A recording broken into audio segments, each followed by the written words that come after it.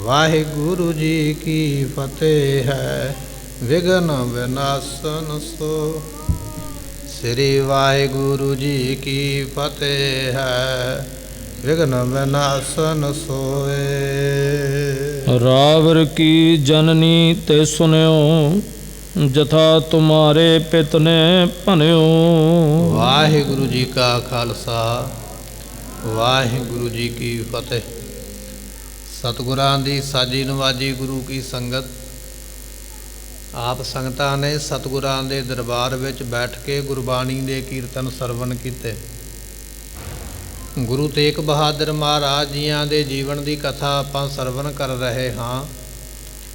कल दे दीवान विच सरवण कीता है सतगुरु जी पटना साहिब जो शहर है उहदे विच टिके होए। सतगुरु पातशाह जी इस पटना की धरती तो अगे जाके होरां संगतां दा भला करन वास्ते, होरां संगतां नूं गुरु नानक साहब की सिੱਖੀ दे नाल जोड़न वास्ते सतगुरु जी पटना साहब तो अगे असाम नूं होर देसां नूं जाना चाहुंदे। क्योंकि कुछ ऐसियां प्यार वालियां संगतां सन जिन्हां ने महाराज दे सोहणे बस्तर बनवा के घर विच रखे, जिन्हां संगतां ने सोहणे घर बनाए सन भी सतगुरु इत्थे आके चरण पाउण। जदों महाराज जियां ने जान की तैयारी की तो पटना साहब की संगत कहन लगी, महाराज पहली गल तो यह है भी तुसी आप ना जाओ, दूजी गल यह है जे तुसी जाना चाहुंदे हो तो अपना परिवार इत्थे छड्ड जाओ, आप कल्ले जाओ, क्योंकि परिवार इत्थे रहेगा तो तुसी फिर इत्थे मुड़ आओगे। सतगुरां ने जदों ये बचन मन्निया तो महाराज साहब जियां दी माता आ गए। माता नानकी जी आके कहन लगे, पुत्र सानू इत्थे छड्ड के हुण इत्थों भी आप अगे चले हो, सानू नाल क्यों नहीं लैके जा रहे। तो गुरु पातशाह कह रहे, माता जी साडी ड्यूटी है, साडी सेवा है संगत विच विचरना, संगत नूं उपदेश देना, ये साडी गुरु नानक साहब दे घर वल्लों जिम्मेवारी बनती है, सानू जाना पेगा। हुण माता गुजरी जी आ गए चल के। जदों महाराज घरे गए ना अपने महल दे विच आराम करन वास्ते रात नूं, तो फिर माता गुजरी जी आ गए। कहन लगे, पति देव जी तुसी सानू इत्थे छड्ड के विदेश दे विच आप अगे चले हो, ते नाले हुण इस वेले समा भी इहो जिहा तुहाडा इत्थे रहना बड़ा जरूरी है। किहड़े किहड़े बचन करदे माता गुजरी जी गुरु तेग बहादुर पातशाह अपने पति दे नाल, वो आपां अज सरवण करांगे। मिल के आखीए सतनाम श्री वाहिगुरु साहिब जी। रावर की जननी ते सुन्यो। माता साहब माता गुजरी जी कहन लगे, गुरु तेग बहादुर पातशाह जी तुहाडी माता दे कोलों, माता नानकी जी दे कोलों मैं ये गल सुनी है, जथा तुम्हारे पिता ने भन्यो। तुहाडे पिता गुरु हरगोबिंद पातशाह ने भविखत बचन कीते सन। आपां ये बचन सरवण कीता है जदों गुरु हरगोबिंद पातशाह जी कीरतपुर साहब की धरती ते सचखंड नूं जान लगे ना, शरीर छड्डण लगे, तो उदों माता नानकी जियां ने आख्या सी सानू भी नाल ही लै चलो। तो गुरु हरगोबिंद पातशाह कहन लगे, नहीं तुहाडी हाले परारब्ध बाकी है, तुसीं हाले दुनिया विच रहना। एक बहुत तेज प्रतापी पोतरा जिहड़ा ना तुहाडे घर दे विच पोतरा बन के आवेगी, ऐसी एक पवित्र रूह ने आउणा, तुसी उहदे भी दर्शन करने ने, फिर तुसी सचखंड नूं आउणा है। ये जिहड़ी गल गुरु हरगोबिंद पातशाह ने अपनी पत्नी नूं माता नानकी जियां नूं आखी सी, माता नानकी जियां ने अगे सारे परिवार नूं दस दित्ती। हुण माता गुजरी जी उही गल कह रहे ने, कहन लगे भी तुहाडी माता ने ये गल आखी है भी अपने घर विच पुत्तर आउणा, बड़े बल वाला, बड़ा तेज प्रतापी, ते उस पुत्र दे आउण दा हुण समा हो गया। साडी कुख दे विच उस पुत्र दा आउणा होया, हुण उहने संसार विच आउणा है। ते फिर सतगुरु जी इस वेले तुहाडा साडे कोल रहना बहुत जरूरी है, तुसी इस वेले सानू छड्ड के चले हो। धर्म धुरंधर अधिक प्रतापी। गुरु हरगोबिंद पातशाह महाराज ने आख्या सी भी जिहड़ा नानकी जी तुहाडे घर विच पोतरा आउणा ना, गुरु तेग बहादुर पातशाह जियां दा जिहड़ा पुत्र आउणा, वो धर्म नूं आसरा देण वाला होवेगा। धर्म धुरंधर, धर्म नूं आसरा देण वाला, और उहदा इन्ना तेज प्रताप होवेगा भी दुनिया की कोई वस्तु उहदे सामने खड़ नहीं सकेगी। इन्ने तेज ताप वाला, इन्ना तेज प्रतापी पोतरा तुहाडे घर विच आउणा है। महावीर शत्रन गन खापी। गुरु हरगोबिंद पातशाह ने यह भी बचन आखे सन भी वह बड़ा वड्डा सूरमा होवेगा, ਕਿੰਨੇ ਦੁਸ਼ਮਣਾਂ ਨੂੰ ਨਾਸ਼ ਕਰੇਗਾ ਉਹਦੀ ਗਿਣਤੀ ਕੋਈ ਨਹੀਂ ਕਰ ਸਕੇਗਾ। ਇੰਨਾ ਵੱਡਾ ਉਹ ਸੂਰਮਾ ਹੋਵੇਗਾ, ਕਿੰਨੇ ਦੁਸ਼ਮਣਾਂ ਨੂੰ ਮੌਤ ਦੇ ਘਾਟ ਉਤਾਰਦਾ, ਕੋਈ ਗਿਣ ਨਹੀਂ ਸਕੇਗਾ ਕਿੰਨੇ ਦੁਸ਼ਮਣ ਮਾਰੇਗਾ। ਤੇ ਆਪ ਸੰਗਤਾਂ ਜਾਂਦੇ ਹੋ ਨਾ ਪਾਉਂਟਾ ਸਾਹਿਬ ਦੀ ਧਰਤੀ ਤੇ ਦਰਸ਼ਨ ਕਰਨ, ਤੇ ਜਿੱਥੇ ਮਹਾਰਾਜ ਖੜ ਕੇ ਤੀਰ ਚਲਾਉਂਦੇ ਸਨ ਤੇ ਜਿੱਥੋਂ ਤੱਕ ਤੀਰ ਜਾਂਦੇ ਸਨ 2.5-3 ਕਿਲੋਮੀਟਰ ਦਾ ਫਰਕ ਹੈ। ਇੰਨੀ ਦੂਰ ਦੂਰ ਤੱਕ ਮਹਾਰਾਜ 10ਵੇਂ ਪਾਤਸ਼ਾਹ ਦੇ ਤੀਰ ਪਹੁੰਚਦੇ ਸਨ। ਇੰਨੇ ਵੱਡੇ ਉਹ ਬਲ ਵਾਲੇ ਸਨ, ਇੰਨੇ ਉਹ ਤਾਕਤਵਰ ਸਨ ਵੀ ਉਹਨਾਂ ਦੇ ਤੀਰਾਂ ਦੀ ਤਾਬ ਕੋਈ ਝੱਲ ਨਹੀਂ ਸੀ ਸਕਦਾ। ਤੇ ਤੁਹਾਡੇ ਸਾਹਮਣੇ ਚਮਕੌਰ ਦੀ ਗੜੀ ਦਾ ਇਤਿਹਾਸ ਹੈ। ਇੰਨੀ ਵੱਡੀ ਫੌਜ 10 ਲੱਖ ਤੋਂ ਵੀ ਉੱਪਰ ਘੇਰਾ ਪਾ ਕੇ ਬੈਠ ਜਾਵੇ ਤੇ 40 ਬੰਦੇ ਉਹਦੇ ਸਾਹਮਣੇ ਕੁਝ ਨਹੀਂ। ਪਰ ਉਹ 10ਵੇਂ ਪਾਤਸ਼ਾਹ ਮਹਾਰਾਜ ਦੇ ਤੀਰਾਂ ਦਾ ਹੀ ਪ੍ਰਤਾਪ ਸੀ ਵੀ ਕਿਸੇ ਦੀ ਹਿੰਮਤ ਨਹੀਂ ਪਈ ਕਿ ਉਹ ਜਿਉਂਦਾ ਗੜੀ ਦੇ ਉੱਪਰ ਜਾ ਚੜਿਆ ਹੋਵੇ। ਇਸ ਗੱਲ ਨੂੰ 10ਵੇਂ ਪਾਤਸ਼ਾਹ ਨੇ ਆਪ ਲਿਖਿਆ ਜਫਰਨਾਮੇ ਦੇ ਵਿੱਚ। ਜਦੋਂ ਜਫਰਨਾਮਾ ਭੇਜਿਆ ਨਾ ਔਰੰਗਜ਼ੇਬ ਨੂੰ, ਮਹਾਰਾਜ ਕਹਿਣ ਲੱਗੇ 10 ਲੱਖ ਸੂਰਮਾ ਤੇ ਭੇਜਿਆ ਸੀ, ਪਰ 10 ਲੱਖ ਬੰਦੇ ਵਿੱਚੋਂ ਸੂਰਮਾ ਕੋਈ ਨਹੀਂ ਸੀ। ਕਿਸੇ ਵਿੱਚ ਇੰਨੀ ਹਿੰਮਤ ਨਹੀਂ ਸੀ ਸਾਨੂੰ ਸਾਹਮਣੇ ਆ ਕੇ ਕਹਿੰਦਾ ਵੀ ਜੰਗ ਕਰੋ। ਜਿੰਨੇ ਆਏ ਲੁਕ ਕੇ ਆਏ, ਛਿਪ ਕੇ ਹੀ ਆਏ, ਜਾਨ ਬਚਾਉਂਦੇ ਡਰਦੇ ਹੀ ਆਏ ਸਾਡੇ ਕੋਲ। ਤੇ ਜਿੰਨਾ ਚਿਰ 10ਵੇਂ ਪਾਤਸ਼ਾਹ ਆਪ ਗੜੀ ਵਿੱਚ ਰਹਿਣ, 10 ਲੱਖ ਵਿੱਚੋਂ ਇੱਕ ਵੀ ਬੰਦਾ ਗੜੀ ਦੇ ਉੱਪਰ ਨਹੀਂ ਸੀ ਚੜ ਸਕਿਆ। ਐਸੇ ਤੀਰਾਂ ਦਾ ਪ੍ਰਤਾਪ ਸੀ ਮਹਾਰਾਜ ਜੀਆਂ ਦੇ। ਜਦੋਂ ਤੀਰ ਚੱਲਦੇ ਸਨ ਸਥਰਾਂ ਵਿੱਚ ਜਾਂਦੀਆਂ ਸਨ, ਪਤਾ ਨਹੀਂ ਕਿੰਨੇ ਕਿੰਨੇ ਡਿੱਗ ਪੈਂਦੇ ਧਰਤੀ ਤੇ ਮਰ ਮਰ ਕੇ। ਇਹ ਗੁਰੂ ਹਰਗੋਬਿੰਦ ਪਾਤਸ਼ਾਹ ਦੇ ਬਚਨ ਸਨ। ਆਪਣੀ ਘਰਵਾਲੀ, ਆਪਣੀ ਸੁਪਤਨੀ ਨੂੰ, ਮਾਤਾ ਸਾਹਿਬ ਮਾਤਾ ਨਾਨਕੀ ਜੀਆਂ ਨੂੰ ਵੀ ਤੁਹਾਡੇ ਘਰ ਜਿਹੜਾ ਪੋਤਰਾ ਆਵੇਗਾ ਉਹ ਇੰਨਾ ਤੇਜ਼ ਪ੍ਰਤਾਪ ਵਾਲਾ, ਇੰਨਾ ਬਲੀ ਹੋਵੇਗਾ ਵੀ ਉਹਦੇ ਸਾਹਮਣੇ ਕੋਈ ਵੈਰੀ ਖੜ ਨਹੀਂ ਸਕੇਗਾ। ਐਸਾ ਉਹਨੂੰ ਬਲ ਪਰਮਾਤਮਾ ਦਾ ਹੈ। ਰਾਂਕਾ ਪਦ ਪ੍ਰਕਾਸ਼ ਜਗ ਜੈਸੇ, ਜਿਸ ਤਰ੍ਹਾਂ ਰਾਤ ਨੂੰ ਚੰਦਰਮਾ ਆਕਾਸ਼ ਦੇ ਵਿੱਚ ਪ੍ਰਕਾਸ਼ ਕਰਦਾ ਹੈ, ਪੁੱਤਰ ਆਪਕੇ ਉਪਜੈ ਤੈਸੇ। ਤੁਹਾਡੇ ਘਰ ਦੇ ਵਿੱਚ ਇਸ ਤਰ੍ਹਾਂ ਦਾ ਪੋਤਰਾ ਪੈਦਾ ਹੋਵੇਗਾ ਜਿਵੇਂ ਰਾਤ ਨੂੰ ਤਾਰਿਆਂ ਦੇ ਵਿੱਚ ਚੰਦਰਮਾ ਸ਼ੋਭਾ ਪਾਉਂਦਾ ਹੈ, ਚਮਕ ਦਿੰਦਾ ਹੈ, ਪ੍ਰਕਾਸ਼ ਦਿੰਦਾ ਹੈ। ਤੁਹਾਡਾ ਪੋਤਰਾ ਸਿੱਖਾਂ ਦੇ ਵਿੱਚ ਇਸ ਤਰ੍ਹਾਂ ਪ੍ਰਕਾਸ਼ ਕਰੇਗਾ, ਇਸ ਤਰ੍ਹਾਂ ਸ਼ੋਭਾ ਪਾਵੇਗਾ।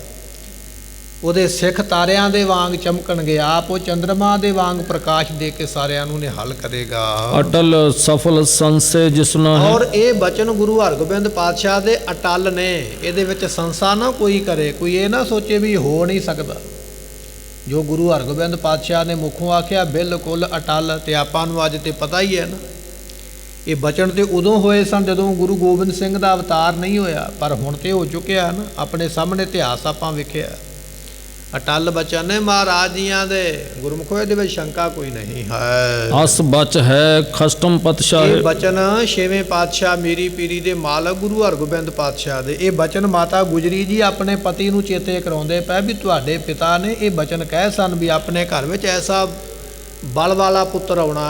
ਉਹਦੇ ਆਉਣ ਦਾ ਹੁਣ ਸਮਾਂ ਹੋ ਗਿਆ ਪਤੀ ਦੇਵ ਜੀ, ਪਰ ਆਪ ਜੀ ਸਾਨੂੰ ਛੱਡ ਕੇ, ਸਾਨੂੰ ਪਟਨਾ ਸਾਹਿਬ ਛੱਡ ਕੇ ਤੇ ਆਪ ਇੱਥੋਂ ਅੱਗੇ ਚੱਲੇ ਹੋ। ਨਿਤ ਚਾਹਤ ਚਿਤ ਪੌਤਰ ਦੁਲਾਰਨ। ਤੁਹਾਡੀ ਮਾਤਾ ਆਪਣੇ ਪੋਤਰੇ ਨੂੰ ਲਾਡ ਕਰਨਾ ਚਾਹੁੰਦੀ ਹੈ। ਕਰਤ ਪ੍ਰਤੀਖਨ ਕਹਿਬੋ ਵਾਰਨ। ਤੇ ਬੜਾ ਲੰਮਾ ਸਮਾਂ ਹੋ ਗਿਆ ਮਾਤਾ ਸਾਹਿਬ ਮਾਤਾ ਨਾਨਕੀ ਜੀਆਂ ਨੂੰ ਇਸ ਗੱਲ ਦੀ ਉਡੀਕ ਕਰਦਿਆਂ ਵੀ ਕਦੋਂ ਘਰ ਵਿੱਚ ਪੋਤਰਾ ਆਵੇ। ਦੀਰਘ ਦਰਸਾ ਸੁਬਤਰ ਸਾਸ। ਸੋ ਜਿਹੜੀ ਸਾਡੀ ਸੱਸ ਹੈ ਉਹ ਦੀਰਘ ਦ੍ਰਿਸ਼ਟੀ ਵਾਲੀ, ਬੜੇ ਸ੍ਰੇਸ਼ਟ ਮਤ ਵਾਲੇ ਨੇ ਮਾਤਾ ਸਾਹਿਬ ਮਾਤਾ ਨਾਨਕੀ ਜੀ। ਜੋ ਮੁਖ ਕਹੈ ਸੋ ਸਫਲਾ ਤੇ ਸੋ। ਦੂਜੀ ਗੱਲ ਇਹ ਹੈ ਮਾਤਾ ਨਾਨਕੀ ਜੀ ਇੰਨੇ ਬੰਦਗੀ ਵਾਲੇ ਸਨ, ਜਿਹੜਾ ਬਚਨ ਮੂੰਹੋਂ ਕਰਦੇ ਸਨ ਉਹਨਾਂ ਦੇ ਆਪਣੇ ਬਚਨ ਵੀ ਪੂਰੇ ਹੁੰਦੇ ਹਨ।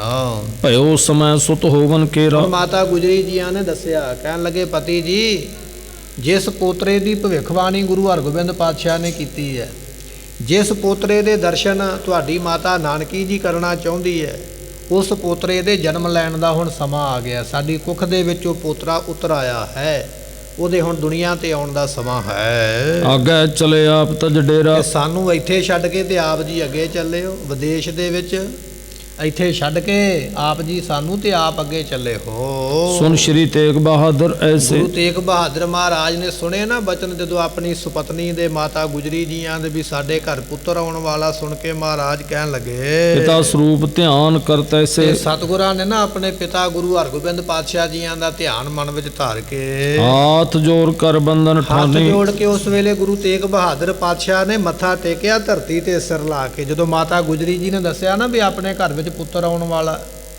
ਔਰ ਉਹ ਪੁੱਤਰ ਆਉਣ ਵਾਲਾ ਜਿਹਦੀ ਭਵਿੱਖਬਾਣੀ ਗੁਰੂ ਹਰਗੋਬਿੰਦ ਪਾਤਸ਼ਾਹ ਨੇ ਕੀਤੀ ਸੀ ਵੀ ਐਡਾ ਤੇਜ ਤਪੀ ਐਡੀ ਮਹਾਨ ਆਤਮਾ ਆਉਣੀ ਹੈ, ਜਦੋਂ ਇਹ ਬਚਨ ਮਾਤਾ ਗੁਜਰੀ ਜੀਆਂ ਨੇ ਆਪਣੇ ਪਤੀ ਨੂੰ ਦੱਸੇ ਤੇ ਗੁਰੂ ਤੇਗ ਬਹਾਦਰ ਮਹਾਰਾਜ ਜੀਆਂ ਨੇ ਗੁਰੂ ਹਰਗੋਬਿੰਦ ਪਾਤਸ਼ਾਹ ਨੂੰ ਹਾਜ਼ਰ ਨਾਜ਼ਰ ਜਾਣ ਕੇ ਧਰਤੀ ਤੇ ਸਿਰ ਲਾ ਕੇ ਤੇ ਮੱਥਾ ਟੇਕਿਆ।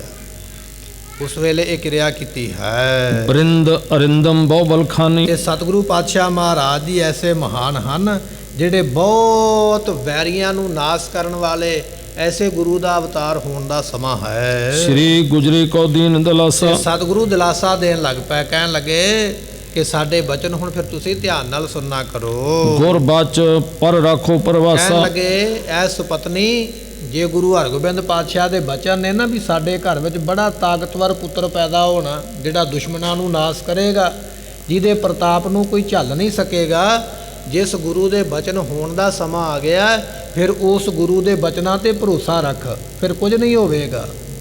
ਫਿਰ ਅਸੀਂ ਭਾਵੇਂ ਤੁਹਾਡੇ ਕੋਲ ਰਹੀਏ ਤੇ ਭਾਵੇਂ ਨਾ ਰਹੀਏ ਕੋਈ ਫਰਕ ਨਹੀਂ ਪੈਂਦਾ। ਫਿਰ ਉਸ ਗੁਰੂ ਦੇ ਬਚਨ ਨੇ ਜਿਸ ਨੇ ਆਪ ਮੀਰੀ ਪੀਰੀ ਦੇ ਮਾਲਕ ਬੰਨਾ ਕੀਤਾ, ਉਸ ਗੁਰੂ ਦੇ ਬਚਨਾਂ ਦੀ ਬਖਸ਼ਿਸ਼ ਦੇ ਨਾਲ ਜੋ ਕੁਝ ਹੋਵੇਗਾ ਨਾ ਫਿਰ ਚੜ੍ਹਦੀ ਕਲਾ ਵਿੱਚ ਹੀ ਹੋਵੇਗਾ, ਕੋਈ ਵਿਘਨ ਨਹੀਂ ਪਏਗਾ। ਟਿਕੋ ਇਹਾਂ ਗੁਰ ਸੰਗਤ ਭਾਰੀ। ਇਸ ਕਰਕੇ ਆਪ ਜੀ ਇੱਥੇ ਟਿਕਣਾ ਕਰੋ, ਇੱਥੇ ਬਹੁਤ ਸੰਗਤਾਂ ਨੇ, ਕਿਉਂਕਿ ਗੁਰੂ ਨਾਨਕ ਸਾਹਿਬ ਪਾਤਸ਼ਾਹ ਮਹਾਰਾਜ ਜੀ ਇਸ ਜਗ੍ਹਾ ਤੇ ਪਹਿਲਾਂ ਚਰਨ ਪਾ ਚੁੱਕੇ ਨੇ, ਸਿੱਖੀ ਦਾ ਬੀ ਚੁੱਕੇ ਨੇ। ਇਸ ਕਰਕੇ ਸੰਗਤਾਂ ਗੁਰੂ ਸਾਹਿਬ ਦੀਆਂ ਬਹੁਤ ਹਨ। ਸਕਲ ਭਾਂਤ ਤੇ ਰਹੋ ਸੁਖਾਰੀ। ਸਾਰੇ ਇੱਥੇ ਤੁਹਾਨੂੰ ਸੁੱਖ ਮਿਲਣਗੇ, ਕਿਉਂਕਿ ਇਸ ਵੇਲੇ ਹੁਣ ਤੁਹਾਡਾ ਸਫ਼ਰ ਕਰਨਾ ਵੀ ਸਾਡੇ ਨਾਲ ਠੀਕ ਨਹੀਂ ਹੈ। ਅਸੀਂ ਅੱਗੇ ਸਫ਼ਰ ਤੇ ਜਾਣਾ, ਹੁਣ ਤੁਹਾਡਾ ਸਫ਼ਰ ਕਰਨਾ ਠੀਕ ਨਹੀਂ। ਤੁਸੀਂ ਇੱਥੇ ਸੌਖੇ ਰਹੋਗੇ, ਚੰਗੇ ਰਹੋਗੇ, ਇਸ ਕਰਕੇ ਇੱਥੇ ਰਹਿਣਾ ਕਰੋ। ਹਮ ਕੇਤਕ ਦਿਨ ਤੀਰਥ ਕਰ ਹੈ। ਅਸੀਂ ਕੁਝ ਦਿਨ ਵਾਸਤੇ ਜਾਣਾ, ਬਹੁਤਾ ਲੰਮਾ ਸਮਾਂ ਨਹੀਂ, ਕੋਈ 6 ਮਹੀਨੇ ਕੋਈ ਸਾਲ ਦੀ ਗੱਲ ਨਹੀਂ ਹੈ, ਕੁਝ ਮਹੀਨਿਆਂ ਦੀ ਗੱਲ ਹੈ। ਛੇਤੀ ਅਸੀਂ ਸਫ਼ਰ ਕਰਕੇ ਮੁੜੇ ਆਵਾਂਗੇ। ਨੀਕੇ ਪੂਰਬ ਦੇਸ਼ ਨਿਹਰ ਹੈ। ਕਿਉਂਕਿ ਅਸੀਂ ਪੂਰਬ ਦੇ ਵੱਲ ਜਾਣਾ, ਅਸਾਮ ਦੇ ਵੱਲ ਜਾਣਾ, ਇੱਥੇ ਕਈ ਹਾਲੇ ਅਸੀਂ ਕੌਤਕ ਕਰਨੇ ਹਨ। ਨਿਪਜ ਬ੍ਰਿਧ ਹੈ ਕੁਲ ਕੋ ਟੀਕਾ। ਸਤਿਗੁਰੂ ਪਾਤਸ਼ਾਹ ਮਹਾਰਾਜ ਬਖਸ਼ਿਸ਼ ਕਰਨ ਲੱਗੇ, ਕਹਿਣ ਲੱਗੇ ਸਤਿਗੁਰੂ ਪਾਤਸ਼ਾਹ ਜੀ ਜਿਹੜੇ ਅਵਤਾਰ ਲੈਣ ਵਾਲੇ ਨੇ ਉਹ ਸਾਡੀ ਕੁਲ ਦਾ ਟੀਕਾ ਹੋਣਗੇ, ਕੁਲ ਦਾ ਨਿਸ਼ਾਨ ਹੋਣਗੇ ਤੇ ਕੁਲ ਨੂੰ ਵਧਾਉਣਗੇ, ਐਸੇ ਹਨ। ਬਰਖ ਪੰਚ ਕੋ ਹੋਏ ਤਨ ਨੀਕਾ। ਤੇ ਉਹਨਾਂ ਦਾ 5 ਸਾਲ ਦਾ ਜਿਹੜਾ ਸਰੀਰ ਹੈ ਨਾ ਬੜਾ ਸ੍ਰੇਸ਼ਟ ਹੋਏਗਾ। ਚਲੇ ਕੁਸ਼ਲ ਸੋ ਤਵ ਨਿਜ ਦੇਸ਼। ਤੇ ਉਦੋਂ ਆਪਾਂ ਆਪਣੇ ਦੇਸ਼ ਚੱਲਾਂਗੇ। ਹੁਣ ਆਪਾਂ 5 ਸਾਲ ਇੱਥੇ ਰਹਿਣਾ ਪਟਨਾ ਸਾਹਿਬ ਦੀ ਧਰਤੀ ਤੇ, ਜਦੋਂ ਸਾਡਾ ਪੁੱਤਰ 5 ਸਾਲ ਦਾ ਹੋਵੇਗਾ ਨਾ ਫਿਰ ਆਪਾਂ ਪਟਨਾ ਸਾਹਿਬ ਨੂੰ ਛੱਡ ਕੇ ਤੇ ਆਪਣੇ ਨਗਰ ਨੂੰ ਅਨੰਦਪੁਰ ਨੂੰ ਚੱਲਾਂਗੇ। ਤੀਰਥ ਕਰੈ ਇਸ਼ਨਾਨ ਤੇ ਅਸ਼ੇਸ਼। ਕਈਆਂ ਤੀਰਥਾਂ ਤੇ ਇਸ਼ਨਾਨ ਵੀ ਕਰਾਂਗੇ, ਕਈਆਂ ਸੰਗਤਾਂ ਦੇ ਨਾਲ ਬਚਨ ਬਲਾਸ ਵੀ ਕਰਾਂਗੇ, ਕਈਆਂ ਦਾ ਭਲਾ ਕਰਾਂਗੇ, ਕਈਆਂ ਥਾਵਾਂ ਤੇ ਸਿੱਖੀ ਦਾ ਬੀਜ ਬੀਜਾਂਗੇ। ਇਹ ਬਚਨ ਮਹਾਰਾਜ ਕਹਿ ਰਹੇ ਹਨ। ਮਿਰਦੁਲ ਸੁਖ ਦੇ ਇਤਿਹਾਦ ਉਚਾਰੇ। ਇਤਿਹਾਦਕ ਬੜੇ ਕੋਮਲ ਬਚਨ ਮਹਾਰਾਜ ਜੀਆਂ ਨੇ ਮੁਖ ਤੋਂ ਆਖੇ ਹਨ। ਧੀਰਜ ਦਈ ਲਹੋ ਸੁਖ ਸਾਰੇ। ਤੇ ਸਤਿਗੁਰਾਂ ਨੇ ਧੀਰਜ ਦਿੱਤੀ ਮਾਤਾ ਸਾਹਿਬ ਮਾਤਾ ਗੁਜਰੀ ਜੀਆਂ ਨੂੰ, ਆਪਣੀ ਸੁਪਤਨੀ ਨੂੰ ਧੀਰਜ ਦਿੱਤਾ। ਕਹਿਣ ਲੱਗੇ ਫਿਕਰ ਨਾ ਕਰੋ, ਜਿਹੜਾ ਸਾਡੇ ਘਰ ਵਿੱਚ ਆ ਰਿਹਾ ਨਾ ਰੱਬੀ ਅਵਤਾਰ, ਉਹਦੀ ਪਦਾਇਸ਼, ਉਹਦੀ ਪਰਵਰਿਸ਼, ਉਹਦੀ ਰੱਖਿਆ ਗੁਰੂ ਹਰਗੋਬਿੰਦ ਪਾਤਸ਼ਾਹ ਦੇ ਬਚਨਾਂ ਨੇ ਆਪੇ ਕਰਨੀ ਹੈ। ਸੁਨ ਸ਼੍ਰੀ ਗੁਜਰੀ ਤੂੰ ਸ਼ਨਠਾਨੀ। ਮਾਤਾ ਸਾਹਿਬ ਮਾਤਾ ਗੁਜਰੀ ਜੀ ਸਦਾ ਹੀ ਆਗਿਆ ਵਿੱਚ ਰਹਿੰਦੇ ਗੁਰੂ ਤੇਗ ਬਹਾਦਰ ਮਹਾਰਾਜ ਸਾਹਿਬ ਜੀਆਂ ਦੀ। 26 ਸਾਲ 9 ਮਹੀਨੇ 13 ਦਿਨ ਮਹਾਰਾਜ ਬਾਬਾ ਬਕਾਲਾ ਸਾਹਿਬ ਦੀ ਧਰਤੀ ਤੇ ਭੋਰੇ ਵਿੱਚ ਬੈਠੇ ਰਹੇ। ਤੇ ਸਾਡੇ ਮਾਤਾ ਸਾਹਿਬ ਮਾਤਾ ਗੁਜਰੀ ਜੀ 26 ਸਾਲ 9 ਮਹੀਨੇ ਉਹਨਾਂ ਦੇ ਦਰਵਾਜ਼ੇ ਤੇ ਬੈਠੇ ਰਹੇ ਪਹਿਰਾ ਦੇਣ ਵਾਸਤੇ। ਬੜੀ ਵੱਡੀ ਘਾਲ ਹੈ ਮਾਤਾ ਜੀਆਂ ਦੀ, ਐਸਾ ਵੀਰ ਪੁੱਤਰ ਦੁਨੀਆ ਵਿੱਚ ਲੈ ਕੇ ਆਉਣਾ ਆਮ ਕਿਸੇ ਦੇ ਵੱਸ ਦੀ ਗੱਲ ਨਹੀਂ ਹੈ। ਬੜੀ ਬੰਦਗੀ ਹੈ ਮਾਤਾ ਗੁਜਰੀ ਜੀਆਂ ਦੀ। ਸੋ ਮਾਤਾ ਗੁਜਰੀ ਜੀ ਸਦਾ ਹੀ ਸੱਚ ਬਚਨ ਕਰਦੇ, ਗੁਰੂ ਤੇਗ ਬਹਾਦਰ ਪਾਤਸ਼ਾਹ ਜੀਆਂ ਦੇ ਬਚਨਾਂ ਦੇ ਉੱਪਰ ਸਦਾ ਹੀ ਸੱਤ ਬਚਨ, ਸਦਾ ਹੀ ਹਾਂ ਦੇ ਵਿੱਚ ਉਹਨਾਂ ਨੇ ਬਚਨ ਕਰਨਾ, ਕਦੇ ਵੀ ਉਲਟ ਨਹੀਂ ਚੱਲੇ। ਗੁਰੂ ਤੇਗ ਬਹਾਦਰ ਮਹਾਰਾਜ ਦੇ ਬਚਨ ਸੁਣ ਕੇ ਉਸ ਵੇਲੇ ਮਾਤਾ ਜੀ ਸਤ ਬਚਨ ਕਹਿੰਦੇ ਹਨ। ਜਗ ਗੁਰ ਕੇ ਅਨੁਸਾਰ ਮਹਾਨੀ। ਕਿਉਂਕਿ ਗੁਰੂ ਤੇਗ ਬਹਾਦਰ ਪਾਤਸ਼ਾਹ ਜੀ ਇਸ ਵੇਲੇ ਗੁਰੂ ਨਾਨਕ ਸਾਹਿਬ ਦੀ ਗੁਰਤਾ ਗੱਦੀ ਦੇ ਮਾਲਕ ਤੇ ਉਹਨਾਂ ਦੇ ਹੁਕਮ ਦੇ ਵਿੱਚ ਮਾਤਾ ਜੀ ਰਹਿੰਦੇ ਹਨ। ਮਨ ਬਾਂਛਤ ਤਬ ਖਾਏ ਆਹਾਰਾ। ਉਸ ਵੇਲੇ ਮਨ ਭਾਉਂਦੇ ਭੋਜਨ ਛਕ ਕੇ। ਜਿਨ ਜਗ ਹਿੰਦੂ ਧਰਮ ਉਬਾਰਾ। ਸਤਿਗੁਰੂ ਪਾਤਸ਼ਾਹ ਜੀ ਐਸੇ ਨੇ ਜਿਨ੍ਹਾਂ ਨੇ ਹਿੰਦੂ ਧਰਮ ਦੀ ਰੱਖਿਆ ਕੀਤੀ ਹੈ। ਗੁਰੂ ਤੇਗ ਬਹਾਦਰ ਮਹਾਰਾਜ ਜੀ ਐਸੇ ਹਨ। ਰੁਚਰ ਮ੍ਰਦੁਲ ਉਜਲ ਪੈ ਫੇਨ। ਤੇ ਕਹਿਣ ਲੱਗੇ ਉਸ ਵੇਲੇ ਬੜੇ ਸੋਹਣੇ ਦੁੱਧ ਵਰਗੇ ਚਿੱਟੇ ਜਿਹੜੇ ਬਸਤਰ ਹਨ। ਆਸਤਰਨ ਦੀਰਘ ਸੁਖ ਦੇਨ। ਤੇ ਬੜੇ ਸੋਹਣੇ ਸੋਹਣੇ ਬਸਤਰ ਜਿਹੜੇ ਸੁਖ ਦੇਣ ਵਾਲੇ ਹਨ। ਲਗ ਵਿਸਾਲ ਉਪਧਾਨ ਧਰੇ ਹੈ। ਛੋਟੇ ਛੋਟੇ ਜਿਹੜੇ ਸਰਾਣੇ ਰੱਖੇ ਹੋਏ ਹਨ। ਸੇਜ ਬੰਦ ਮਕਤੂਲ ਕਰੇ ਹੈ। ਸੇਜਾਂ ਨੂੰ ਬੰਨਣ ਵਾਲੀਆਂ ਬੜੀਆਂ ਸੋਹਣੀਆਂ ਡੋਰਾਂ ਰੇਸ਼ਮ ਦੀਆਂ ਬੱਧੀਆਂ ਹੋਈਆਂ ਹਨ। ਗੁੰਫੇ ਜ਼ਰੀਦਾਰ ਲੜਕਮ ਤੇ ਤੇ। ਬੜੇ ਸੋਹਣੇ ਗੁੱਛੇ ਕੱਢ ਕਢਾਈ ਦੇ ਕੀਤੇ ਹੋਏ ਲਟਕਦੇ ਪਏ ਹਨ। ਫੂਲ ਮਾਲ ਸੋ ਰੁਚਰ ਸੋਹੰਤੇ। ਸੋਹਣੀਆਂ ਫੁੱਲਾਂ ਦੀਆਂ ਮਾਲਾਂ ਜਿਹੜੀਆਂ ਨੇ ਉਸ ਵੇਲੇ ਲਮਕਾਈਆਂ ਗਈਆਂ ਹਨ। ਅਸ ਪਰਿਅੰਕ ਪਰ ਪੌੜੇ ਆਏ। ਇਸ ਤਰ੍ਹਾਂ ਦਾ ਪਲੰਘਾ ਹੈ ਜਿੱਥੇ ਗੁਰੂ ਤੇਗ ਬਹਾਦਰ ਮਹਾਰਾਜ ਸੁੱਤੇ ਨਾ ਰਾਤ ਨੂੰ ਆਪਣੇ ਘਰ ਵਿੱਚ। ਕਹਿੰਦੇ ਚਿੱਟੀਆਂ ਚਾਦਰਾਂ, ਚਿੱਟੇ ਸਰਾਣੇ, ਬੜੇ ਸੋਹਣੇ, ਬੜੇ ਸੋਹਣੀਆਂ ਫੁੱਲਾਂ ਦੀਆਂ ਲੜੀਆਂ ਤੇ ਬੜੇ ਸੋਹਣੇ ਗੁੱਛੇ ਬਣਾ ਕੇ ਫੁੱਲਾਂ ਦੇ ਉਸ ਪਲੰਘੇ ਦੇ ਨਾਲ ਪਰੋਏ ਹੋਏ, ਜਿਸ ਪਲੰਘੇ ਦੇ ਉੱਪਰ ਗੁਰੂ ਤੇਗ ਬਹਾਦਰ ਪਾਤਸ਼ਾਹ ਜੀ ਆਰਾਮ ਕਰਦੇ ਹਨ। ਸ਼ਾਂਤ ਆਤਮਾ ਗੁਰਗਤ ਦਾਏ। ਸਤਿਗੁਰੂ ਪਾਤਸ਼ਾਹ ਜੀ ਬੜੇ ਸ਼ਾਂਤ ਚਿੱਤ ਨੇ, ਜਿਹੜੇ ਦਿੱਲੀ ਦੇ ਵਿੱਚ ਵੀ ਜਾਂਦੇ ਨੇ ਨਾ, ਤੇ ਦਿੱਲੀ ਦੇ ਲੋਹੇ ਦੇ ਪਿੰਜਰੇ ਵਿੱਚ ਬੈਠੇ ਹੋਏ, ਲੰਮੀਆਂ ਤੇ ਤਿੱਖੀਆਂ ਜਿਸ ਦੀਆਂ ਸੀਖਾਂ ਨੇ, ਐਸੇ ਪਿੰਜਰੇ ਵਿੱਚ ਬੈਠ ਕੇ ਵੀ ਸ਼ਾਂਤ ਰਹਿੰਦੇ, ਕਿਸੇ ਨੂੰ ਸ਼ਰਾਪ ਨਹੀਂ ਦਿੰਦੇ। ਐਸੇ ਸਤਿਗੁਰੂ ਹਨ। ਰੈਣ ਵੇਖਿਆ ਕਰ ਸੈਨ ਸੁਖਾਰੇ। ਸਤਿਗੁਰੂ ਜੀ ਰਾਤ ਆਪਣੇ ਘਰ ਵਿੱਚ ਆਰਾਮ ਕਰਦੇ। ਤੀਨ ਜਾਮ ਜਾਮਨ ਕੇ ਟਾਰੇ। ਜਦੋਂ 3 ਪਹਿਰ ਰਾਤ ਲੰਘ ਜਾਂਦੀ ਹੈ ਨਾ, ਅੰਮ੍ਰਿਤ ਵੇਲਾ ਹੋ ਜਾਂਦਾ ਹੈ। ਉਹਨਾਂ ਪ੍ਰਬੋਧਿਤ ਹੋਏ ਤਿਸ ਕਾਲ। ਸਤਿਗੁਰੂ ਪਾਤਸ਼ਾਹ ਮਹਾਰਾਜ ਜੀ ਉਸ ਵੇਲੇ ਉੱਠ ਪੈਂਦੇ। ਜਦੋਂ ਜਾਣਦੇ ਨਾ ਤੜਕੇ ਦਾ ਸਮਾਂ 3 ਵਜੇ ਦਾ ਹੋ ਗਿਆ, ਉਸ ਵੇਲੇ ਮਹਾਰਾਜ ਉੱਠ ਪੈਂਦੇ ਹਨ। ਨਿਤ ਕੀ ਕਿਰਿਆ ਕੀਨ ਵਿਧ ਨਾਲ। ਤੇ ਸਤਿਗੁਰੂ ਜੀ ਰੋਜ਼ ਦੀ ਕਿਰਿਆ, ਇਸ਼ਨਾਨ ਕਰਨਾ, ਦਾਤਨ ਕੁਰਲਾ ਕਰਨਾ, ਜੋ ਵੀ ਸਰੀਰ ਦੀ ਕਿਰਿਆ ਮਹਾਰਾਜ ਕਰਦੇ ਹਨ। ਕਰ ਇਸ਼ਨਾਨ ਆਸਨ ਪ੍ਰਵੈਸੇ। ਤੇ ਫਿਰ ਇਸ਼ਨਾਨ ਕਰਦੇ ਅੰਮ੍ਰਿਤ ਵੇਲੇ, ਤੇ ਫਿਰ ਆਪਣੇ ਆਸਨ ਤੇ ਚੌਂਕੜਾ ਮਾਰ ਕੇ ਬੈਠ ਜਾਂਦੇ ਹਨ। ਚਿਤਵਤ ਨਿਜ ਸਰੂਪ ਹੈ ਆਪਣੇ ਜੈਸੇ। ਨਿੱਜੀ ਸਰੂਪ ਦੇ ਵਿੱਚ ਧਿਆਨ ਧਾਰਨ ਕਰਦੇ, ਅਕਾਲ ਪੁਰਖ ਦਾ ਉਸ ਵੇਲੇ ਧਿਆਨ ਧਾਰਨ ਕਰਦੇ ਹਨ। ਭਈ ਪ੍ਰਭਾਤ ਦੀਵਾਨ ਲਗਾਏ। ਹੁਣ ਗੁਰਮੁਖੋ ਦਿਨ ਚੜ ਗਿਆ। ਅਗਲੇ ਦਿਨ ਦੀ ਕਥਾ ਮਹਾਰਾਜ ਨੇ ਆਪਣਾ ਨਿਤਨੇਮ ਕਰ ਲਿਆ। ਦਿਨ ਚੜਿਆ, ਦੀਵਾਨ ਸਜਿਆ, ਰਾਗੀ ਸਿੰਘ ਆ ਗਿਆ ਮਹਾਰਾਜ ਦੇ ਦਰਬਾਰ ਦੇ ਵਿੱਚ ਬੈਠੇ, ਕੀਰਤਨ ਸ਼ੁਰੂ ਹੋਇਆ ਹੈ। ਸੰਗਤ ਵਿੱਚ ਮਹਾਦੁੱਤ ਪਾਏ। ਸਤਿਗੁਰੂ ਜੀ ਸੰਗਤਾਂ ਵਿੱਚ ਬੈਠੇ ਬੜੀ ਸੋਹਣੀ ਸ਼ੋਭਾ ਪਾ ਰਹੇ ਹਨ। ਜਿਮ ਤਾਰਨ ਗਨ ਕਰ ਪਰਵਾਰੇ। ਕਵੀ ਸੰਤੋਖ ਸਿੰਘ ਜੀ ਇੱਕ ਉਦਾਹਰਨ ਦਿੰਦੇ ਨੇ, ਕਹਿਣ ਲੱਗੇ ਜਿਵੇਂ ਤਾਰਿਆਂ ਦੇ ਵਿੱਚ ਚੰਦਰਮਾ ਸ਼ੋਭਾ ਪਾਉਂਦਾ ਹੈ ਨਾ, ਗੁਰੂ ਤੇਗ ਬਹਾਦਰ ਪਾਤਸ਼ਾਹ ਆਪਣੇ ਸਿੱਖਾਂ ਵਿੱਚ ਬੈਠੇ ਇਸ ਤਰ੍ਹਾਂ ਸ਼ੋਭਾ ਪਾਉਂਦੇ ਹਨ। ਨਿਸਪਤ ਸਮ ਅਹਿਲਾਦ ਨਿਵਾਰੇ। ਤੇ ਜਿਸ ਤਰ੍ਹਾਂ ਚੰਦਰਮਾ ਰਾਤ ਨੂੰ ਰੋਸ਼ਨੀ ਦਿੰਦਾ, ਪ੍ਰਕਾਸ਼ ਕਰਦਾ, ਇਸ ਤਰ੍ਹਾਂ ਮਹਾਰਾਜ ਗਿਆਨ ਦੇ ਬਚਨਾਂ ਦੇ ਨਾਲ ਸਿੱਖਾਂ ਦੇ ਹਿਰਦਿਆਂ ਵਿੱਚ ਪ੍ਰਕਾਸ਼ ਕਰਦੇ ਹਨ। ਦੂਤ ਜੋਧਪੁਰ ਤੇ ਚਲ ਆਇਓ। ਇਹਨੇ ਚਿਰ ਨੂੰ ਗੁਰਮੁਖੋ ਜੈਪੁਰ ਦਾ ਰਾਜਾ, ਆਪਾਂ ਕੱਲ ਦੇ ਦੀਵਾਨ ਵਿੱਚ ਕਥਾ ਸਰਵਣ ਕੀਤੀ ਸੀ ਕਿ ਬਾਦਸ਼ਾਹ ਔਰੰਗਜ਼ੇਬ ਨੇ ਇੱਕ ਰਾਜੇ ਨੂੰ ਅਸਾਮ ਜਿੱਤਣ ਵਾਸਤੇ ਭੇਜਿਆ। ਨਾਮ ਹੈ ਉਸ ਰਾਜੇ ਦਾ ਰਾਮ ਸਿੰਘ, ਰਹਿਣ ਵਾਲਾ ਜੈਪੁਰ ਦਾ, ਰਾਜਸਥਾਨ ਦਾ। ਪਰ ਅਸਾਮ ਨੂੰ ਜਿੱਤਣਾ ਸੌਖਾ ਨਹੀਂ ਹੈ। ਉੱਥੇ ਜਾਦੂ ਟੂਣਿਆਂ ਦਾ ਬੜਾ ਬੋਲਬਾਲਾ ਹੈ, ਬੜੇ ਇਲਮਾਂ ਨੂੰ, ਮੰਤਰਾਂ ਨੂੰ ਲੋਕ ਉੱਥੇ ਪੜ੍ਹਨ ਵਾਲੇ। ਪਰ ਉਸ ਰਾਜੇ ਦੀ ਰਾਣੀ ਨੇ ਦੱਸਿਆ ਵੀ ਜੇ ਤੂੰ ਅਸਾਮ ਨੂੰ ਜਿੱਤਣਾ ਹੈ ਨਾ, ਤਾਂ ਤੈਨੂੰ ਗੁਰੂ ਤੇਗ ਬਹਾਦਰ ਪਾਤਸ਼ਾਹ ਜਿਤਾ ਸਕਦੇ, ਉਹਨਾਂ ਬਿਨਾਂ ਜਿੱਤਿਆ ਕੋਈ ਨਹੀਂ ਜਾਣਾ। ਜਾਦੂ ਟੂਣੇ ਦਾ ਪ੍ਰਭਾਵ ਇੰਨਾ ਵੀ ਗੁਰੂ ਤੇਗ ਬਹਾਦਰ ਪਾਤਸ਼ਾਹ ਬਿਨਾਂ ਕਿਰਪਾ ਕੋਈ ਨਹੀਂ ਕਰ ਸਕਦਾ। ਇਹ ਗੱਲ ਸੁਣ ਕੇ ਜੈਪੁਰ ਦੇ ਰਾਜੇ ਨੇ ਆਪਣਾ ਇੱਕ ਵਜ਼ੀਰ ਭੇਜਿਆ ਚਿੱਠੀ ਦੇ ਕੇ ਵੀ ਜਾਓ ਗੁਰੂ ਤੇਗ ਬਹਾਦਰ ਪਾਤਸ਼ਾਹ ਨੂੰ ਬੇਨਤੀ ਕਰੋ ਵੀ ਮਹਾਰਾਜ ਥੋੜ੍ਹਾ ਸਮਾਂ ਪਟਨਾ ਸ਼ਹਿਰ ਦੇ ਵਿੱਚ ਰੁਕੋ, ਮੈਂ ਤੁਹਾਨੂੰ ਮਿਲਣ ਵਾਸਤੇ, ਦਰਸ਼ਨ ਕਰਨ ਵਾਸਤੇ ਆਉਣਾ। ਕਹਿਣ ਲੱਗੇ ਉਹ ਜਿਹੜਾ ਵਜ਼ੀਰ ਭੇਜਿਆ ਸੀ ਨਾ ਜੈਪੁਰ ਦੇ ਰਾਜੇ ਨੇ, ਉਹ ਵੀ ਚੱਲ ਕੇ ਪਟਨਾ ਸਾਹਿਬ ਪਹੁੰਚਿਆ। ਅੱਜ ਮਹਾਰਾਜ ਦਾ ਦਰਬਾਰ ਸਜਿਆ। ਇਹ ਵਜ਼ੀਰ ਨੇ ਆ ਕੇ ਮੱਥਾ ਟੇਕਿਆ ਦਰਬਾਰ ਦੇ ਵਿੱਚ ਗੁਰੂ ਤੇਗ ਬਹਾਦਰ ਪਾਤਸ਼ਾਹ ਨੂੰ ਆ ਕੇ। ਅਰਪੋ ਪਾਇਨ ਸੀਸ ਨਿਵਾਇਓ। ਜਿਹੜੀਆਂ ਭੇਟਾਂ ਦਿੱਤੀਆਂ ਸਨ ਨਾ ਰਾਜੇ ਨੇ ਆਪਣੇ ਵੱਲੋਂ ਵੀ ਆਹ ਮੇਰੀ ਵੱਲੋਂ ਭੇਟਾ ਗੁਰੂ ਪਾਤਸ਼ਾਹ ਨੂੰ ਭੇਟ ਕਰਿਓ। ਕਹਿਣ ਲੱਗੇ ਉਹ ਭੇਟਾ ਇਸ ਵਜ਼ੀਰ ਨੇ ਆ ਕੇ ਮਹਾਰਾਜ ਜੀਆਂ ਨੂੰ ਰੱਖੀਆਂ ਅੱਗੇ, ਨਾਲ ਆਪਣਾ ਸਿਰ ਝੁਕਾ ਕੇ ਨਮਸਕਾਰ ਕੀਤੀ ਹੈ। ਆਏ ਸਪਾਏ ਸਭਾ ਮੈਂ ਥਿਰਿਓ। ਸਤਿਗੁਰਾਂ ਦੇ ਜਿਹੜੇ ਨਾਲ ਦੇ ਸੇਵਾਦਾਰ ਸਨ, ਉਹਨਾਂ ਨੇ ਇਸ਼ਾਰਾ ਦਿੱਤਾ, ਭਾਈ ਇੱਥੇ ਬੈਠ ਜਾ, ਥਾਂ ਖਾਲੀ ਹੈ। ਜਿੱਥੇ ਥਾਂ ਖਾਲੀ ਮਿਲਿਆ, ਕਹਿੰਦੇ ਵਜ਼ੀਰ ਉੱਥੇ ਮਹਾਰਾਜ ਦੇ ਕੋਲ ਬੈਠ ਗਿਆ ਹੈ। ਹਾਥ ਜੋੜ ਕਰ ਬੇਨਤੀ ਕਰਿਓ। ਤੇ ਫਿਰ ਜਦੋਂ ਮੌਕਾ ਮਿਲਿਆ ਨਾ ਇਹਨੂੰ ਬੋਲਣ ਦਾ, ਜਦੋਂ ਪੁੱਛਿਆ ਵੀ ਹਾਂ ਭਾਈ ਦੱਸ ਕਾਹਦੇ ਵਾਸਤੇ ਆਇਆ, ਤੇ ਫਿਰ ਇਹ ਵਜ਼ੀਰ ਹੱਥ ਜੋੜ ਕੇ ਕਹਿਣ ਲੱਗਾ, ਬਿਸ਼ਨ ਸਿੰਘ ਮਹਿਪਾਲ ਬਿਸਾਲਾ। ਮਹਾਰਾਜ ਜੀਓ, ਰਾਮ ਸਿੰਘ ਨਾਮ ਦਾ ਇੱਕ ਰਾਜਾ, ਬਹੁਤ ਵੱਡਾ ਰਾਜਾ ਹੈ।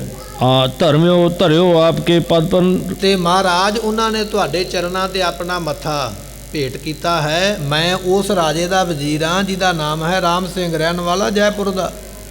ਮੈਂ ਉਹਦਾ ਵਜ਼ੀਰ ਹਾਂ, ਤੁਹਾਡੇ ਕੋਲ ਆਇਆ ਹਾਂ। ਉਹਨੇ ਤੁਹਾਡੇ ਵਾਸਤੇ ਨਮਸਕਾਰ ਭੇਜੀ ਹੈ। ਇਹ ਮੈਂ ਮੱਥਾ ਉਹਦੇ ਵੱਲੋਂ ਤੁਹਾਡੇ ਚਰਨਾਂ ਤੇ ਟੇਕਦਾ, ਆਪਣਾ ਸੀਸ ਰੱਖ ਕੇ ਮਹਾਰਾਜ ਦੇ ਚਰਨਾਂ ਤੇ। ਉਸ ਵੇਲੇ ਇਸ ਵਜ਼ੀਰ ਨੇ ਮੱਥਾ ਟੇਕਿਆ, ਮਹਾਰਾਜ ਇਹ ਮੱਥਾ ਮੇਰੇ ਰਾਜੇ ਵੱਲੋਂ ਹੈ, ਉਹਨਾਂ ਨੇ ਤੁਹਾਡੇ ਵਾਸਤੇ ਸਿਰ ਝੁਕਾਇਆ ਹੈ। ਅਦਿਕ ਪ੍ਰੇਮ ਤੇ ਬਿਰਹਿ ਬਖਾਨੀ। ਮਹਾਰਾਜ ਉਹਨੇ ਬੜੇ ਪ੍ਰੇਮ ਦੇ ਨਾਲ ਬੇਨਤੀਆਂ ਕੀਤੀਆਂ ਤੁਹਾਡੇ ਚਰਨਾਂ ਵਿੱਚ। ਮੈਂ ਇੱਕ ਬੇਨਤੀ ਗੁਜ਼ਾਰਿਸ਼ ਲੈ ਕੇ ਆਇਆ ਹਾਂ। ਕੀਰਤ ਤੁਮਰੀ ਸੁਣੀ ਮਹਾਨੀ। ਕਿਉਂਕਿ ਤੁਹਾਡੀ ਮਹਾਰਾਜ ਬਹੁਤ ਵੱਡੀ ਵਡਿਆਈ ਹੈ। ਤੁਹਾਡੀ ਵਡਿਆਈ ਨੂੰ ਸੁਣ ਕੇ ਸਾਡੇ ਰਾਜੇ ਨੇ ਸ਼ਰਨ ਪਰੇ ਕੇ ਹੋ ਸਹਾਇਕ। ਮਹਾਰਾਜ ਜਿਹੜਾ ਤੁਹਾਡੀ ਸ਼ਰਨ ਪੈ ਜਾਂਦਾ ਨਾ, ਤੁਸੀਂ ਉਹਦੀ ਸਹਾਇਤਾ ਕਰਦੇ ਹੋ, ਉਹਨੂੰ ਬਚਾਉਂਦੇ ਹੋ, ਉਹਦੀ ਰੱਖਿਆ ਕਰਦੇ ਹੋ, ਐਸੀਆਂ ਦਾਤਾਂ ਬਖਸ਼ਦੇ ਹੋ। ਅਨੇਕ ਬਿਗਨ ਦਾਸਨ ਕੇ ਘਾਇਕ। ਤੇ ਅਰਦਾਸਾਂ ਦੇ ਕਈ ਵਿਘਨਾਂ ਨੂੰ ਨਾਸ ਕਰ ਦਿੰਦੇ ਹੋ। ਤੁਹਾਡਾ ਤੇ ਨਾਮ ਹੀ ਇਹੋ ਜਿਹਾ ਹੈ ਦਸਵੇਂ ਪਾਤਸ਼ਾਹ ਮਹਾਰਾਜ ਨੇ ਆਪ ਲਿਖਿਆ ਗੁਰਬਾਣੀ ਦੇ ਵਿੱਚ, ਨਵੇਂ ਪਾਤਸ਼ਾਹ ਮਹਾਰਾਜ ਦੀ ਵਡਿਆਈ ਕਹਿਣ ਲੱਗੇ, ਤੇਗ ਬਹਾਦਰ ਸਿਮਰਿਆ ਘਰ ਨੌ ਨਿਧ ਆਵੈ ਧਾਏ ਸਭ ਥਾਈ ਹੋਏ ਸਹਾਏ। ਇਹ ਦਸਵੇਂ ਪਾਤਸ਼ਾਹ ਦੇ ਆਪਣੇ ਬਚਨ ਨੇ, ਆਪ ਲਿਖੇ ਹੋਏ, ਕਿਸੇ ਬੰਦੇ ਜਾਂ ਕਵੀ ਦੇ ਨਹੀਂ। ਕਹਿਣ ਲੱਗੇ ਗੁਰੂ ਤੇਗ ਬਹਾਦਰ ਪਾਤਸ਼ਾਹ ਦੇ ਨਾਮ ਨੂੰ ਜਪਿਆ ਰਿਧੀਆਂ ਸਿੱਧੀਆਂ ਮਿਲ ਜਾਂਦੀਆਂ। ਅਤੇ ਸਤਿਗੁਰੂ ਪਾਤਸ਼ਾਹ ਜੀ ਹਰੇਕ ਥਾਂ ਤੇ ਆਪਣੇ ਸਿੱਖ ਦੀ ਸਹਾਇਤਾ ਕਰਦੇ, ਐਸੇ ਸਮਰੱਥ ਨੇ। ਇਹੋ ਹੀ ਬੇਨਤੀ ਵਜ਼ੀਰ ਕਰਦਾ ਪਿਆ ਜੈਪੁਰ ਦਾ, ਕਹਿਣ ਲੱਗਾ ਮਹਾਰਾਜ ਜਿਹੜਾ ਤੁਹਾਡੀ ਸ਼ਰਨ ਪੈ ਜਾਂਦਾ ਤੁਸੀਂ ਉਹਦੀ ਸਹਾਇਤਾ ਕਰਦੇ ਹੋ। ਮਹਾ ਕਸ਼ਟ ਤੇ ਮੋਹਿ ਉਧਾਰੋ। ਮਹਾਰਾਜ ਸਾਡਾ ਰਾਜਾ ਵੀ ਬੜੇ ਕਸ਼ਟ ਵਿੱਚ ਪੈ ਗਿਆ, ਬੜੀ ਬਿਪਤਾ 'ਚ ਪੈ ਗਿਆ। ਰਾਜੇ ਦੇ ਸਾਹਮਣੇ ਮੌਤ ਹੀ ਮੌਤ ਹੈ, ਕਿਉਂਕਿ ਅਸਾਮ ਨੂੰ ਚੜ੍ਹ ਕੇ ਜਾਵੇਗਾ। ਉੱਥੇ ਹੀ ਇਹਦਾ ਦਾਦਾ ਮਰਿਆ ਸੀ, ਰਾਮ ਸਿੰਘ ਦਾ ਦਾਦਾ ਮਾਨ ਸਿੰਘ ਮਰਿਆ ਸੀ ਸ਼ਦਾਈ ਹੋ ਕੇ। ਅੱਜ ਪੋਤਰਾ ਚੱਲਿਆ ਫੌਜ ਲੈ ਕੇ, ਇਹਨੂੰ ਵੀ ਮੌਤ ਦਿਸਦੀ ਪਈ ਹੈ। ਸਾਡਾ ਰਾਜਾ ਤੁਹਾਡੀ ਸ਼ਰਨ ਵਿੱਚ ਪਿਆ, ਕਿਰਪਾ ਕਰਕੇ ਮਹਾਰਾਜ ਜ਼ਿੰਦਗੀ ਦਾ ਦਾਨ ਬਖਸ਼ਿਸ਼ ਕਰੋ। ਦੀਨ ਬੰਧ ਨਿਜ ਬਿਰਦ ਸੰਭਾਰੋ। ਤੁਸੀਂ ਹੋ ਦੀਨਾ ਬੰਧੂ। ਦੀਨਾ ਬੰਧੂ ਉਹਨੂੰ ਕਿਹਾ ਜਾਂਦਾ ਗਰੀਬਾਂ ਦੀ ਮਦਦ ਕਰਨ ਵਾਲਾ, ਲੋੜਵੰਦਾਂ ਦੀ ਮਦਦ ਕਰਨ ਵਾਲਾ। ਅਮੀਰ ਦੀ ਮਦਦ ਤੇ ਸਾਰੇ ਹੀ ਕਰਦੇ, ਪਰ ਗਰੀਬ ਦੀ ਮਦਦ ਕੋਈ ਨਹੀਂ ਕਰਦਾ, ਲੋੜਵੰਦ ਦੀ ਮਦਦ ਕੋਈ ਨਹੀਂ ਕਰਦਾ। ਵਜ਼ੀਰ ਬੇਨਤੀ ਕਰਦਾ, ਕਹਿਣ ਲੱਗਾ ਮਹਾਰਾਜ ਆਪ ਜੀ ਲੋੜਵੰਦਾਂ ਦੀ ਸਹਾਇਤਾ ਕਰਨ ਵਾਲੇ ਹੋ। ਦਈ ਮੁਹਿਮ ਕਾਮਰੂ ਦੇਸ਼। ਤੇ ਇਹਨੇ ਹੁਣ ਦੱਸਿਆ, ਮਹਾਰਾਜ ਨੇ ਪੁੱਛਿਆ ਦੱਸ ਭਾਈ ਕੰਮ ਕੀ ਹੈ, ਕਾਹਦੇ ਵਾਸਤੇ ਆਇਆ?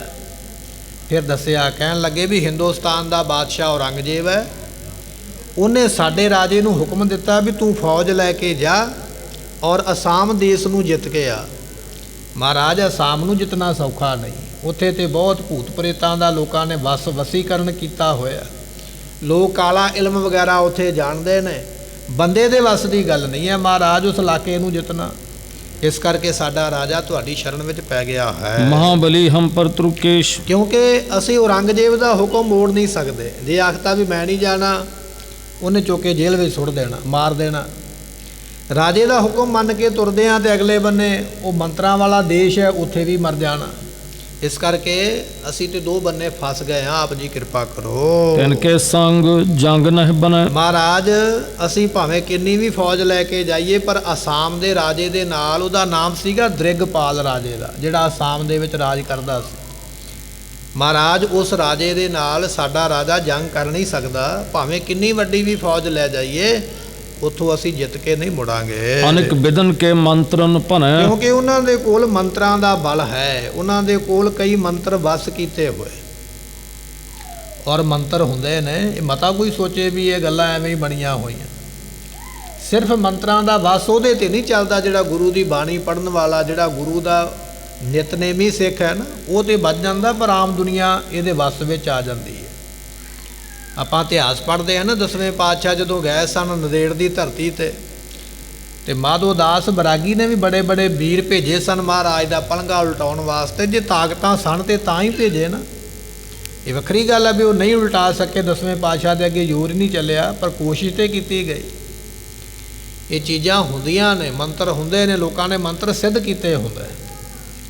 ਤੇ ਇਹ ਵਜ਼ੀਰ ਬੇਨਤੀ ਕਰਦਾ, ਮਹਾਰਾਜ ਉਸ ਦੇਸ਼ ਦੇ ਵਿੱਚ ਮੰਤਰਾਂ ਦਾ ਜ਼ੋਰ ਹੈ। ਜੰਤਰ, ਮੰਤਰ ਤੇ ਤੰਤਰ, ਤਿੰਨ ਤਰ੍ਹਾਂ ਦੇ ਹੁੰਦੇ ਨੇ ਮੰਤਰ, ਇੱਕ ਨਹੀਂ ਮੰਤਰ ਹੁੰਦਾ। ਤੰਤਰ ਉਹਨੂੰ ਕਿਹਾ ਜਾਂਦਾ ਹੈ ਕਿਸੇ ਧਾਗੇ ਨੂੰ ਗੱਠਾਂ ਦੇ ਕੇ ਬਣਾਉਣਾ, ਨਾਲ ਮੰਤਰ ਪੜ੍ਹਨੇ ਤੇ ਧਾਗਾ ਗਲ ਵਿੱਚ ਪਾ ਦੇਣਾ, ਉਹਨੂੰ ਕਿਹਾ ਜਾਂਦਾ ਤੰਤਰ ਕੀਤਾ। ਧਾਗਾ ਪਾ ਕੇ ਮੰਤਰ ਪੜ੍ਹਿਆ ਗਿਆ। ਤੇ ਜੰਤਰ ਹੁੰਦਾ, ਜੰਤਰ ਤੇ ਮੰਤਰ। ਮੰਤਰ ਹੁੰਦਾ ਮੂੰਹ ਨਾਲ ਪੜ੍ਹਨਾ, ਕਿਸੇ ਵੱਲ ਵੇਖ ਕੇ ਮੰਤਰ ਪੜ੍ਹਿਆ, ਉਹਦੇ ਤੇ ਅਸਰ ਕਰ ਗਿਆ। ਜੰਤਰ ਹੁੰਦਾ ਕਾਗਜ਼ ਤੇ ਲਿਖ ਕੇ ਮੰਤਰ ਨੂੰ ਛੱਡਿਆ ਕਿਸੇ ਦੇ ਮਗਰ। ਤੇ ਤੰਤਰ ਹੁੰਦਾ ਧਾਗਾ ਬੰਨ੍ਹ ਕੇ ਕਿਸੇ ਦੇ ਉੱਪਰ ਵਾਰ ਕੀਤਾ। ਇਹ ਤਿੰਨ ਤਰ੍ਹਾਂ ਦੇ ਨੇ, ਜੰਤਰ, ਮੰਤਰ ਤੇ ਤੰਤਰ। ਤੇ ਮਹਾਰਾਜ ਉਹ ਦੇਸ਼ ਇਸੇ ਚੀਜ਼ ਦਾ ਮਾਹਰ ਹੈ। ਉਹਨਾਂ ਕੋਲ ਜੰਤਰ ਵੀ ਨੇ, ਕਾਗਜ਼ਾਂ ਤੇ ਲਿਖ ਕੇ ਛੱਡਣੇ, ਮੰਤਰ ਚਲਾਉਣੇ ਕਾਗਜ਼ਾਂ ਤੇ ਲਿਖ ਕੇ। ਉਹਨਾਂ ਦੇ ਕੋਲ ਮੂੰਹ ਦੇ ਨਾਲ ਬੋਲ ਕੇ ਚਲਾਉਣ ਵਾਲੇ ਵੀ ਮੰਤਰ ਨੇ। ਉਹਨਾਂ ਦੇ ਕੋਲ ਧਾਗਿਆਂ ਦੇ ਵਿੱਚ ਪਾ ਕੇ ਮੰਤਰ ਗਲਾਂ ਵਿੱਚ ਪਾਉਣੇ, ਇਹ ਵੀ ਮਹਾਰਾਜ ਉਹਨਾਂ ਦੇ ਕੋਲ ਤਾਕਤ ਹੈ। ਸਾਡਾ ਉੱਥੇ ਜ਼ੋਰ ਨਹੀਂ ਚੱਲੇਗਾ, ਆਪ ਜੀ ਕਿਰਪਾ ਕਰੋ। ਅਤਿਓ ਪਿਤਾਮਾ ਮੇਰੋ ਤਹਾਂ। ਕਿਉਂਕਿ ਇਸ ਰਾਜੇ ਰਾਮ ਸਿੰਘ ਦੇ ਦਾਦੇ ਨੂੰ ਉਹਨਾਂ ਨੇ ਮਾਰਿਆ ਸੀ। ਆਪਾਂ ਪਿਛਲੇ ਦੀਵਾਨ ਵਿੱਚ ਇਤਿਹਾਸ ਸਰਵਣ ਕੀਤਾ ਕਿ ਉਹਨਾਂ ਪੁਤਲੀਆਂ ਬਣਾ ਕੇ ਬੇੜੀ ਵਿੱਚ ਬਿਠਾਈਆਂ ਸਨ ਤੇ ਪੁਤਲੀਆਂ ਦੇ ਹੱਥ ਵਿੱਚ ਇੱਕ ਕਮਲ ਦਾ ਫੁੱਲ ਉਹਨਾਂ ਨੇ ਦਿੱਤਾ ਸੀ। ਇਸਤਰੀਆਂ ਵਾਲੇ ਕੱਪੜੇ ਉਹਨਾਂ ਪੁਤਲੀਆਂ ਨੇ ਪਾਏ ਤੇ ਬੇੜੀ ਵਿੱਚ ਬਿਠਾ ਕੇ ਤੋਰ ਦਿੱਤੀਆਂ। ਤੇ ਜਦੋਂ ਉਹ ਬੇੜੀ ਮਾਨ ਸਿੰਘ ਰਾਜੇ ਦੇ ਕੋਲ ਆਈ ਤੇ ਇਹਨੂੰ ਫੁੱਲ ਬੜਾ ਚੰਗਾ ਲੱਗਾ। ਜਦੋਂ ਉਹ ਫੁੱਲ ਲੈ ਕੇ ਸੁੰਘਿਆ ਤੇ ਉਹ ਫੁੱਲ ਮੰਤਰਾਂ ਦੇ ਨਾਲ ਸਿੱਧ ਕੀਤਾ ਹੋਇਆ ਸੀ। ਰਾਜਾ ਉਸ ਵੇਲੇ ਆਪਣੇ ਦਿਮਾਗ ਦੀ ਸੁੱਧ ਬੁੱਧ ਭੁੱਲ ਗਿਆ, ਸ਼ੁਦਾਈ ਹੋ ਗਿਆ ਤੇ ਫਿਰ ਉੱਥੇ ਹੀ ਟੱਕਰਾਂ ਮਾਰ ਮਾਰ ਕੇ ਕੰਧਾਂ ਨੂੰ ਮਰ ਮੁੱਕ ਗਿਆ, ਖਤਮ ਹੋ ਗਿਆ। ਹੁਣ ਉਸੇ ਰਾਜੇ ਦਾ ਪੋਤਰਾ ਉਸੇ ਕੰਮ ਵਾਸਤੇ ਹੀ ਚੱਲਿਆ, ਜਿਸ ਕੰਮ ਵਾਸਤੇ ਦਾਦਾ ਮਰਿਆ ਉਸੇ ਜੰਗ ਨੂੰ ਜਿੱਤਣ ਵਾਸਤੇ ਹੁਣ ਪੋਤਰਾ ਚੱਲਿਆ। ਤੇ ਮਹਾਰਾਜ ਬਚਨਾ ਤੇ ਇਹਨੇ ਵੀ ਨਹੀਂ, ਜੇ ਤੁਸੀਂ ਨਹੀਂ ਕਿਰਪਾ ਕਰਦੇ ਹੋ। ਦਲ ਬਲ ਸਹਿਤ ਪ੍ਰਤਾਪੀ ਮਹਾ, ਕਿਉਂਕਿ ਉਹ ਰਾਜਾ ਬਹੁਤ ਜ਼ਿਆਦਾ ਬਲ ਵਾਲਾ ਹੈ। ਮੈਂ ਰਾਵਰ ਕੀ ਹੋਇ ਕਰ ਸੰਗ, ਮੈਂ ਤੁਹਾਡੇ ਨਾਲ ਹੋ ਕੇ ਪਾਤਸ਼ਾਹ ਜੀ ਲੈ ਬਲ ਕੋ ਠਾਨੋ ਤਹ ਜੰਗ। ਤੇ ਸਤਿਗੁਰੂ ਜੇ ਨਾਲ ਚੱਲੋ। ਇਹ ਰਾਜਾ ਬੇਨਤੀ ਕਰਦਾ, ਜੈਪੁਰ ਦਾ ਰਾਜਪੂਤ ਹੈ। ਮਹਾਰਾਜ ਜੇ ਨਾਲ ਚੱਲੋ ਨਾ ਤਾਂ ਇਹ ਜੰਗ ਜਿੱਤ ਸਕਦੇ ਹਾਂ। ਤੁਮ ਪਗ ਪੰਕਜ ਕਰੋ ਜਹਾਜ, ਤੁਹਾਡੇ ਜਿਹੜੇ ਚਰਨ ਨੇ ਮਹਾਰਾਜ ਮੇਰੇ ਵਾਸਤੇ ਜਹਾਜ਼ ਹਨ ਤਰਨ ਦੇ ਵਾਸਤੇ। ਰਣ ਸਮੁੰਦਰ ਤਰ ਰੱਖੋ ਲਾਜ, ਮਹਾਰਾਜ ਜੀਓ ਕਿਰਪਾ ਕਰੋ, ਮੈਨੂੰ ਆਪ ਜੀ ਇਸ ਜੰਗ ਦੇ ਮੈਦਾਨ ਦੇ ਵਿੱਚੋਂ ਤਾਰ ਦੇਣਾ ਕਰੋ। ਪਿਤਾ ਤੁਮਾਰੇ ਕੋ ਜਸ ਮਹਾ, ਕਿਉਂਕਿ ਤੁਹਾਡੇ ਜਿਹੜੇ ਪਿਤਾ ਨੇ ਨਾ ਗੁਰੂ ਹਰਗੋਬਿੰਦ ਪਾਤਸ਼ਾਹ, ਉਹਨਾਂ ਦੀ ਸਾਰੇ ਹਿੰਦੁਸਤਾਨ ਵਿੱਚ ਪੂਜਾ ਹੁੰਦੀ ਹੈ। ਗੁਰੂ ਹਰਗੋਬਿੰਦ ਪਾਤਸ਼ਾਹ ਨੂੰ ਸਾਰਾ ਹਿੰਦੁਸਤਾਨ ਮੰਨਦਾ। ਕਿਉਂ? 52 ਰਾਜੇ ਉਹਨਾਂ ਨੇ ਕਿਲੇ ਵਿੱਚੋਂ ਛੁਡਾਏ ਸਨ। 7000 ਬਾਗੀ ਸਰਕਾਰ ਦੇ ਜਿਹੜੇ ਸਨ ਉਹ ਵੀ ਗਵਾਲੀਅਰ ਦੇ ਕਿਲੇ ਵਿੱਚੋਂ ਛੁਡਾਏ। ਇੰਨੇ ਲੋਕਾਂ ਨੂੰ ਮਹਾਰਾਜ ਨੇ ਰਿਹਾ ਕਰਵਾਇਆ ਸੀ ਗਵਾਲੀਅਰ ਦੇ ਵਿੱਚੋਂ।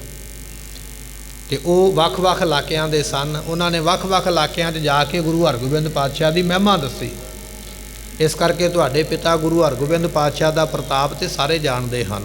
ਜਗ ਮਹਿ ਸੁਨੀਅਤ ਹੈ ਜਹ ਕਹਾ, ਤੇ ਮਹਾਰਾਜ ਜਿੱਥੇ ਕਿਤੇ ਵੀ ਗੁਰੂ ਹਰਗੋਬਿੰਦ ਪਾਤਸ਼ਾਹ ਦੀ ਵਡਿਆਈ ਸੁਣੀ ਜਾਂਦੀ ਹੈ। ਲਖਿਓ ਆਪਕੋ ਪਰਉਪਕਾਰੀ, ਇਸ ਕਰਕੇ ਮਹਾਰਾਜ ਤੁਹਾਨੂੰ ਪਰਉਪਕਾਰੀ ਜਾਣ ਕੇ ਪ੍ਰਾਣ ਪੂਰਨ ਕੀਨੇ ਸਿਖ ਤੇ ਭਾਰੀ। ਮਹਾਰਾਜ ਜੀਓ ਆਪ ਜੀ ਆਪਣੇ ਸਿੱਖਾਂ ਨੂੰ ਬਾਹਰ ਕਰਨ ਵਾਸਤੇ ਪ੍ਰਾਣਾਂ ਨੂੰ ਪੂਰੇ ਹੋ। ਮਮ ਆਵਤ ਲੋ ਥਿਰਤਾ ਧਰੀਏ ਰਾਜੇ ਹੈ, ਨੇ ਸੁਨੇਹਾ ਭੇਜਿਆ ਸੀ ਵੀ ਮਹਾਰਾਜ ਜਿੰਨਾ ਚਿਰ ਮੈਂ ਤੁਹਾਡੇ ਦਰਸ਼ਨ ਨਹੀਂ ਨਾ ਕਰਦਾ ਪਟਨੇ ਵਿੱਚ ਆ ਕੇ, ਉਹਨਾਂ ਚਿਰ ਜਾਇਓ ਨਾ ਕਿਤੇ, ਇੱਥੇ ਹੀ ਬੈਠੇ ਰਹੋ, ਮੈਂ ਤੁਹਾਡੇ ਦਰਸ਼ਨ ਕਰਨੇ ਹਨ। ਅਪਰ ਸਥਾਨ ਪਿਆਨ ਨ ਕਰੀਏ, ਹੋਰ ਕਿਸੇ ਥਾਂ ਤੇ ਆਪ ਜੀ ਨਾ ਜਾਣਾ ਕਰੋ। ਬਿਲਮ ਨ ਮੋਕੋ ਆਇਓ ਜਾਨੋ। ਰਾਜੇ ਨੇ ਚਿੱਠੀ ਵਿੱਚ ਲਿਖਿਆ ਸੀ, ਮਹਾਰਾਜ ਮੈਂ ਵਜ਼ੀਰ ਭੇਜਿਆ ਕੇਵਲ ਤੁਹਾਨੂੰ ਸੁਨੇਹਾ ਦੇਣ ਵਾਸਤੇ। ਇਸ ਵਜ਼ੀਰ ਦੇ ਪਿੱਛੇ ਹੀ ਮੈਂ ਆ ਗਿਆ, ਡੇਰੀ ਨਹੀਂ ਕੋਈ ਕਰਾਂਗਾ। ਸਮਝੋ ਵੀ ਤੁਹਾਡੇ ਕੋਲ ਮੈਂ ਵੀ ਮਗਰ ਮਗਰ ਪਹੁੰਚਣ ਵਾਲਾ ਹਾਂ। ਮੁਝਕੋ ਸੰਗ ਆਪਣੇ ਠਾਨੋ, ਇਸ ਕਰਕੇ ਮਹਾਰਾਜ ਕਿਰਪਾ ਕਰੋ, ਮੈਨੂੰ ਆਪਣੇ ਨਾਲ ਰੱਖਣਾ ਕਰੋ। ਸੁਨੀ ਦੂਤ ਤੇ ਬਿਨੈ ਪ੍ਰਸੀਨੇ। ਜਦੋਂ ਉਸ ਵਜ਼ੀਰ ਨੇ ਬੇਨਤੀਆਂ ਕੀਤੀਆਂ ਨਾ, ਬੰਦੇ ਦੇ ਗੱਲ ਕਰਨ ਦਾ ਬੜਾ ਤਰੀਕਾ ਹੁੰਦਾ। ਕਈ ਬੰਦੇ ਚੰਗੀ ਗੱਲ ਵੀ ਇੰਨੇ ਮਾੜੇ ਤਰੀਕੇ ਨਾਲ ਕਰਦੇ, ਗੁੱਸਾ ਆ ਜਾਂਦਾ ਸੁਣ ਕੇ। ਤੇ ਕਈ ਬੰਦੇ ਮਾੜੀ ਗੱਲ ਵੀ ਇੰਨੇ ਚੰਗੇ ਤਰੀਕੇ ਨਾਲ ਕਰਦੇ, ਬੰਦੇ ਨੂੰ ਸਮਝ ਆ ਜਾਂਦੀ ਹੈ ਵੀ ਨਹੀਂ ਇਹਦੀ ਗੱਲ ਵੀ ਮਾੜੀ ਨਹੀਂ ਹੈ। ਗੱਲ ਗੱਲ ਦਾ ਤਰੀਕਾ ਹੈ। ਚੰਗੀ ਗੱਲ ਕਰਦਾ ਸਨਮਾਨ ਮਿਲਦਾ, ਤੇ ਮਾੜੀ ਗੱਲ ਕਰਦਾ ਤੇ ਕਈ ਵਾਰ ਦੰਦ ਵੀ ਟੁੱਟ ਜਾਂਦੇ। ਕਹਿਣ ਲੱਗੇ ਇੱਕ ਵਾਰੀ ਨਾ ਦੰਦਾਂ ਦਾ ਤੇ ਜੀਭ ਦਾ ਸੰਵਾਦ ਹੋ ਗਿਆ, ਚਰਚਾ ਹੋ ਗਈ। ਤੇ ਦੰਦਾਂ ਨੇ ਉਸ ਵੇਲੇ ਜ਼ੁਬਾਨ ਨੂੰ ਆਖਿਆ, ਕਹਿਣ ਲੱਗੇ ਜ਼ੁਬਾਨ ਤੂੰ ਕੱਲੀ ਐ ਤੇ ਅਸੀਂ 32 ਆ, ਸਾਡੇ ਨਾਲ ਪੰਗਾ ਨਾ ਲਈ। ਅਸੀਂ 32 ਨੇ ਤੈਨੂੰ ਖਾ ਜਾਣਾ, ਚੀਥੜੇ ਤੇਰੇ ਕਰਦੇ ਨੇ, ਨਿੱਕੇ ਨਿੱਕੇ ਟੋਟੇ ਕਰ ਦਿਆਂਗੇ, ਸਾਡੇ ਨਾਲ ਮੁਕਾਬਲਾ ਕੀਤਾ। ਤੇ ਜ਼ੁਬਾਨ ਨੇ ਆਖਿਆ, ਦੰਦੋ ਤੁਸੀਂ ਮੇਰੇ ਨਾਲ ਵੀ ਪੰਗਾ ਨਾ ਲਿਓ, ਮੈਂ ਇੱਕੋ ਗੱਲ ਹੀ ਕਿਸੇ ਨੂੰ ਮਾੜੀ ਕਹਿਣੀ, ਅਗਲੇ ਨੇ 32 ਦੰਦ ਤੋੜ ਕੇ ਹੱਥ 'ਚ ਫੜਾ ਦੇਣੇ। ਗੱਲ ਗੱਲ ਦਾ ਤਰੀਕਾ ਹੈ। ਜ਼ੁਬਾਨ ਜਿਹੜੀ ਹੈ ਨਾ, ਇੱਕ ਸ਼ਬਦ ਮਾੜਾ ਕਹੇ ਤੇ ਦੰਦ ਫਿਰ ਬਾਹਰ ਹੀ ਆਉਣੇ ਨੇ, ਅਗਲੇ ਨੇ ਮਾਰ ਮਾਰ ਕੇ ਘਸੁੰਨ ਦੰਦ ਹੀ ਭੰਨਣੇ ਪਹਿਲਾਂ। ਬਚਨ ਇਹ ਹੈ ਵੀ ਵਜ਼ੀਰ ਬੜਾ ਸਿਆਣਾ ਹੈ। ਵਜ਼ੀਰ ਨੇ ਇਸ ਤਰੀਕੇ ਨਾਲ ਗੱਲ ਕੀਤੀ, ਮਹਾਰਾਜ ਖੁਸ਼ ਹੋ ਗਏ ਸੁਣ ਕੇ ਉਹਦੀ ਬੇਨਤੀ, ਬੜੇ ਪ੍ਰਸੰਨ ਹੋਏ। ਨਾਲੇ ਮਹਾਰਾਜ ਤੇ ਆਪ ਵੀ ਜਾਣਾ ਚਾਹੁੰਦੇ ਨਾ ਵੀ ਅੱਗੇ ਹੋਰ ਦੇਸ਼ ਵੇਖਣੇ ਨੇ, ਹੁਣ ਬਹਾਨਾ ਮਿਲ ਗਿਆ, ਨਾਲੇ ਉਹਦਾ ਭਲਾ ਹੋ ਜਾਏਗਾ। ਗੁਰੂ ਤੇਗ ਬਹਾਦਰ ਪਾਤਸ਼ਾਹ ਬੜੇ ਖੁਸ਼ ਹੋਏ ਹਨ। ਸਰਬ ਪ੍ਰਸੰਗ ਬੁਝਵੋ ਕੀਨੇ। ਸਤਿਗੁਰਾਂ ਨੇ ਫਿਰ ਸਾਰੀ ਗੱਲ ਪੁੱਛੀ, ਕਹਿਣ ਲੱਗੇ ਵੀ ਸਾਰੀ ਸ਼ੁਰੂ ਤੋਂ ਲੈ ਕੇ ਨਾ ਜਿੱਥੋਂ ਗੱਲ ਚੱਲੀ ਹੈ ਸਾਰੀ ਸਾਨੂੰ ਦੱਸ। ਪੁੱਛਦੇ ਹਨ। ਦਿਵਸ ਇਕਾਦਸ਼ ਪਟਨੇ ਥਿਰੇ। ਤੇ ਮਹਾਰਾਜ 11 ਦਿਨ ਪਟਨਾ ਸਾਹਿਬ ਦੇ ਵਿੱਚ ਰੁਕੇ ਹਨ। ਆਇਓ ਭੂਪ ਉਤਾਇਲ ਕਰੇ। ਇੰਨੇ ਚਿਰ ਨੂੰ 11 ਦਿਨਾਂ ਬਾਅਦ ਉਹ ਜਿਹੜਾ ਜੈਪੁਰ ਦਾ ਰਾਜਾ ਰਾਮ ਸਿੰਘ ਹੀ ਨਾ, ਉਹ ਵੀ ਪਟਨੇ ਸਾਹਿਬ ਦੇ ਵਿੱਚ ਪਹੁੰਚ ਗਿਆ ਹੈ। ਕੇਤਕ ਸੰਗ ਅਹਿ ਉਮਰਾ। ਕਿੰਨੇ ਕੁ ਵਜ਼ੀਰ ਇਸ ਰਾਜੇ ਦੇ ਨਾਲ ਆਏ ਸਨ ਜਦੋਂ ਰਾਜਾ ਦਰਸ਼ਨ ਕਰਨ ਆਇਆ। ਲਸ਼ਕਰ ਮਹਾ ਜਥਾ ਦਰਿਆ। ਬਹੁਤ ਵੱਡੀ ਫੌਜ ਨਾਲ ਲੈ ਕੇ ਆਇਆ, ਕਿਉਂਕਿ ਘਰੋਂ ਚੱਲਿਆ ਸੀ ਵੀ ਮੈਂ ਹੁਣ ਗੁਰੂ ਤੇਗ ਬਹਾਦਰ ਪਾਤਸ਼ਾਹ ਨੂੰ ਨਾਲ ਲੈ ਕੇ ਸਿੱਧਾ ਆਸਾਮ ਨੂੰ ਚੜ੍ਹਾਈ ਕਰਨੀ ਹੈ, ਵਾਪਸ ਨਹੀਂ ਆਉਣਾ, ਰਾਜਸਥਾਨ ਨੂੰ ਨਹੀਂ ਆਵਾਂਗਾ।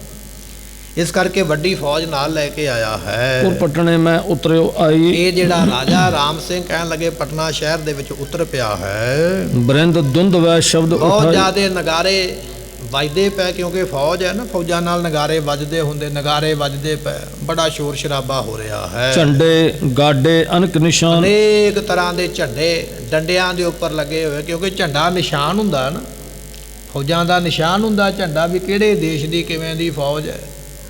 ਸਾਡੇ ਵੀ ਗੁਰੂ ਨੇ ਸਾਨੂੰ ਝੰਡਾ ਦਿੱਤਾ ਨਾ, ਜਿਹਨੂੰ ਆਪਾਂ ਨਿਸ਼ਾਨ ਸਾਹਿਬ ਕਹਿ ਦਿੰਦੇ ਹਾਂ। ਤੇ ਦੁਨੀਆ ਦੇ ਵੱਡੇ ਵੱਡੇ ਰਾਜੇ, ਵੱਡੇ ਵੱਡੇ ਮੰਤਰੀ, ਰਾਸ਼ਟਰਪਤੀ ਦੇਸ਼ ਦੇ ਝੰਡੇ ਨੂੰ ਸਲਾਮੀ ਦਿੰਦੇ ਨੇ, ਸਲੂਟ ਮਾਰਦੇ ਨੇ, ਕਿਉਂਕਿ ਉਹ ਝੰਡਾ ਇੱਕ ਨਿਸ਼ਾਨੀ ਹੈ, ਉਹਨਾਂ ਦੀ ਜਿੱਤ ਦਾ ਪ੍ਰਤੀਤ ਹੈ ਜਾਂ ਉਹਨਾਂ ਦੀ ਆਜ਼ਾਦੀ ਦਾ ਪ੍ਰਤੀਤ ਹੈ। ਪਰ ਸਾਡਾ ਜਿਹੜਾ ਝੰਡਾ ਨਾ ਸਾਡੇ ਕੋਲ, ਇਹ ਸਾਡੇ ਸ਼ਹੀਦਾਂ ਸਿੰਘਾਂ ਨੇ ਕੁਰਬਾਨੀਆਂ ਕਰ ਕਰਕੇ, ਖੂਨ ਡੋਲ ਡੋਲ ਕੇ, ਆਪਣਾ ਆਪ ਲੁਟਾ ਕੇ ਸਾਡੇ ਪਾਤਸ਼ਾਹ ਗੁਰੂ ਗੋਬਿੰਦ ਸਿੰਘ ਜੀਆਂ ਨੇ ਸਾਨੂੰ ਇਹ ਬਖਸ਼ਿਆ, ਜਿਹੜਾ ਨਿਸ਼ਾਨ ਹੈ, ਚੜ੍ਹਦੀ ਕਲਾ ਦਾ ਪ੍ਰਤੀਤ ਹੈ, ਜਿਸ ਨੂੰ ਅਸੀਂ ਮੱਥਾ ਟੇਕਦੇ ਹਾਂ, ਨਿਸ਼ਾਨ ਸਾਹਿਬ ਨੂੰ। ਰੋ ਵਿਚਾਰ ਫੌਜਾਂ ਦੇ ਆਪੋ ਆਪਣੇ ਨਿਸ਼ਾਨ ਹੁੰਦੇ ਨੇ, ਇਸ ਰਾਜੇ ਦੇ ਵੀ ਆਪਣਾ ਨਿਸ਼ਾਨ ਸੀ, ਝੰਡੇ ਜਿਹੜੇ ਉੱਪਰ ਉੱਪਰ ਝੁਲਦੇ ਪਏ ਹਨ।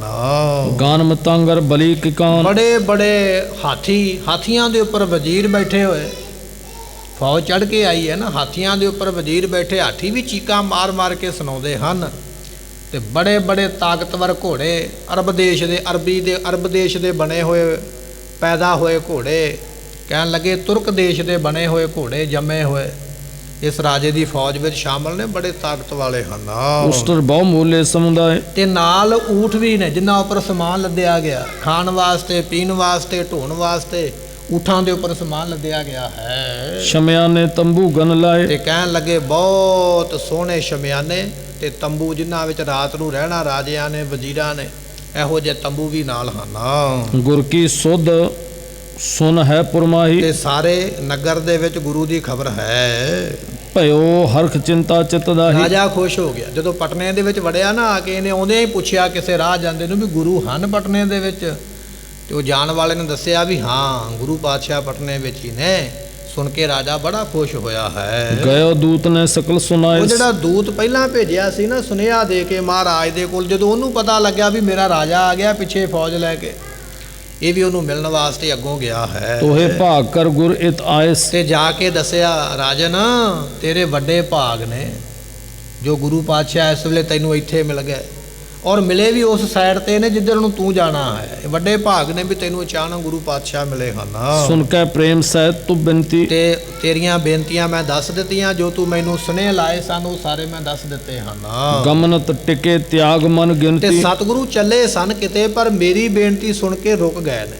11 ਦਿਨ ਮਹਾਰਾਜ ਰੁਕੇ ਰਿਹਾ ਵੀ ਰਾਜਾ ਆਉਂਦਾ ਪਿਆ ਮਿਲਣ ਵਾਸਤੇ। ਚੱਲੇ ਤੇ ਉਸੇ ਦਿਨ ਹੀ ਸਨ ਤਿਆਰ ਹੋ ਕੇ ਕਿਤੇ ਹੋਰ ਥਾਂ ਤੇ, ਪਰ ਜਦੋਂ ਰਾਜੇ ਦੀ ਬੇਨਤੀ ਆ ਗਈ ਨਾ ਜੈਪੁਰ ਤੋਂ, ਸਤਿਗੁਰੂ 11 ਦਿਨ ਉਡੀਕਦੇ ਰਹੇ।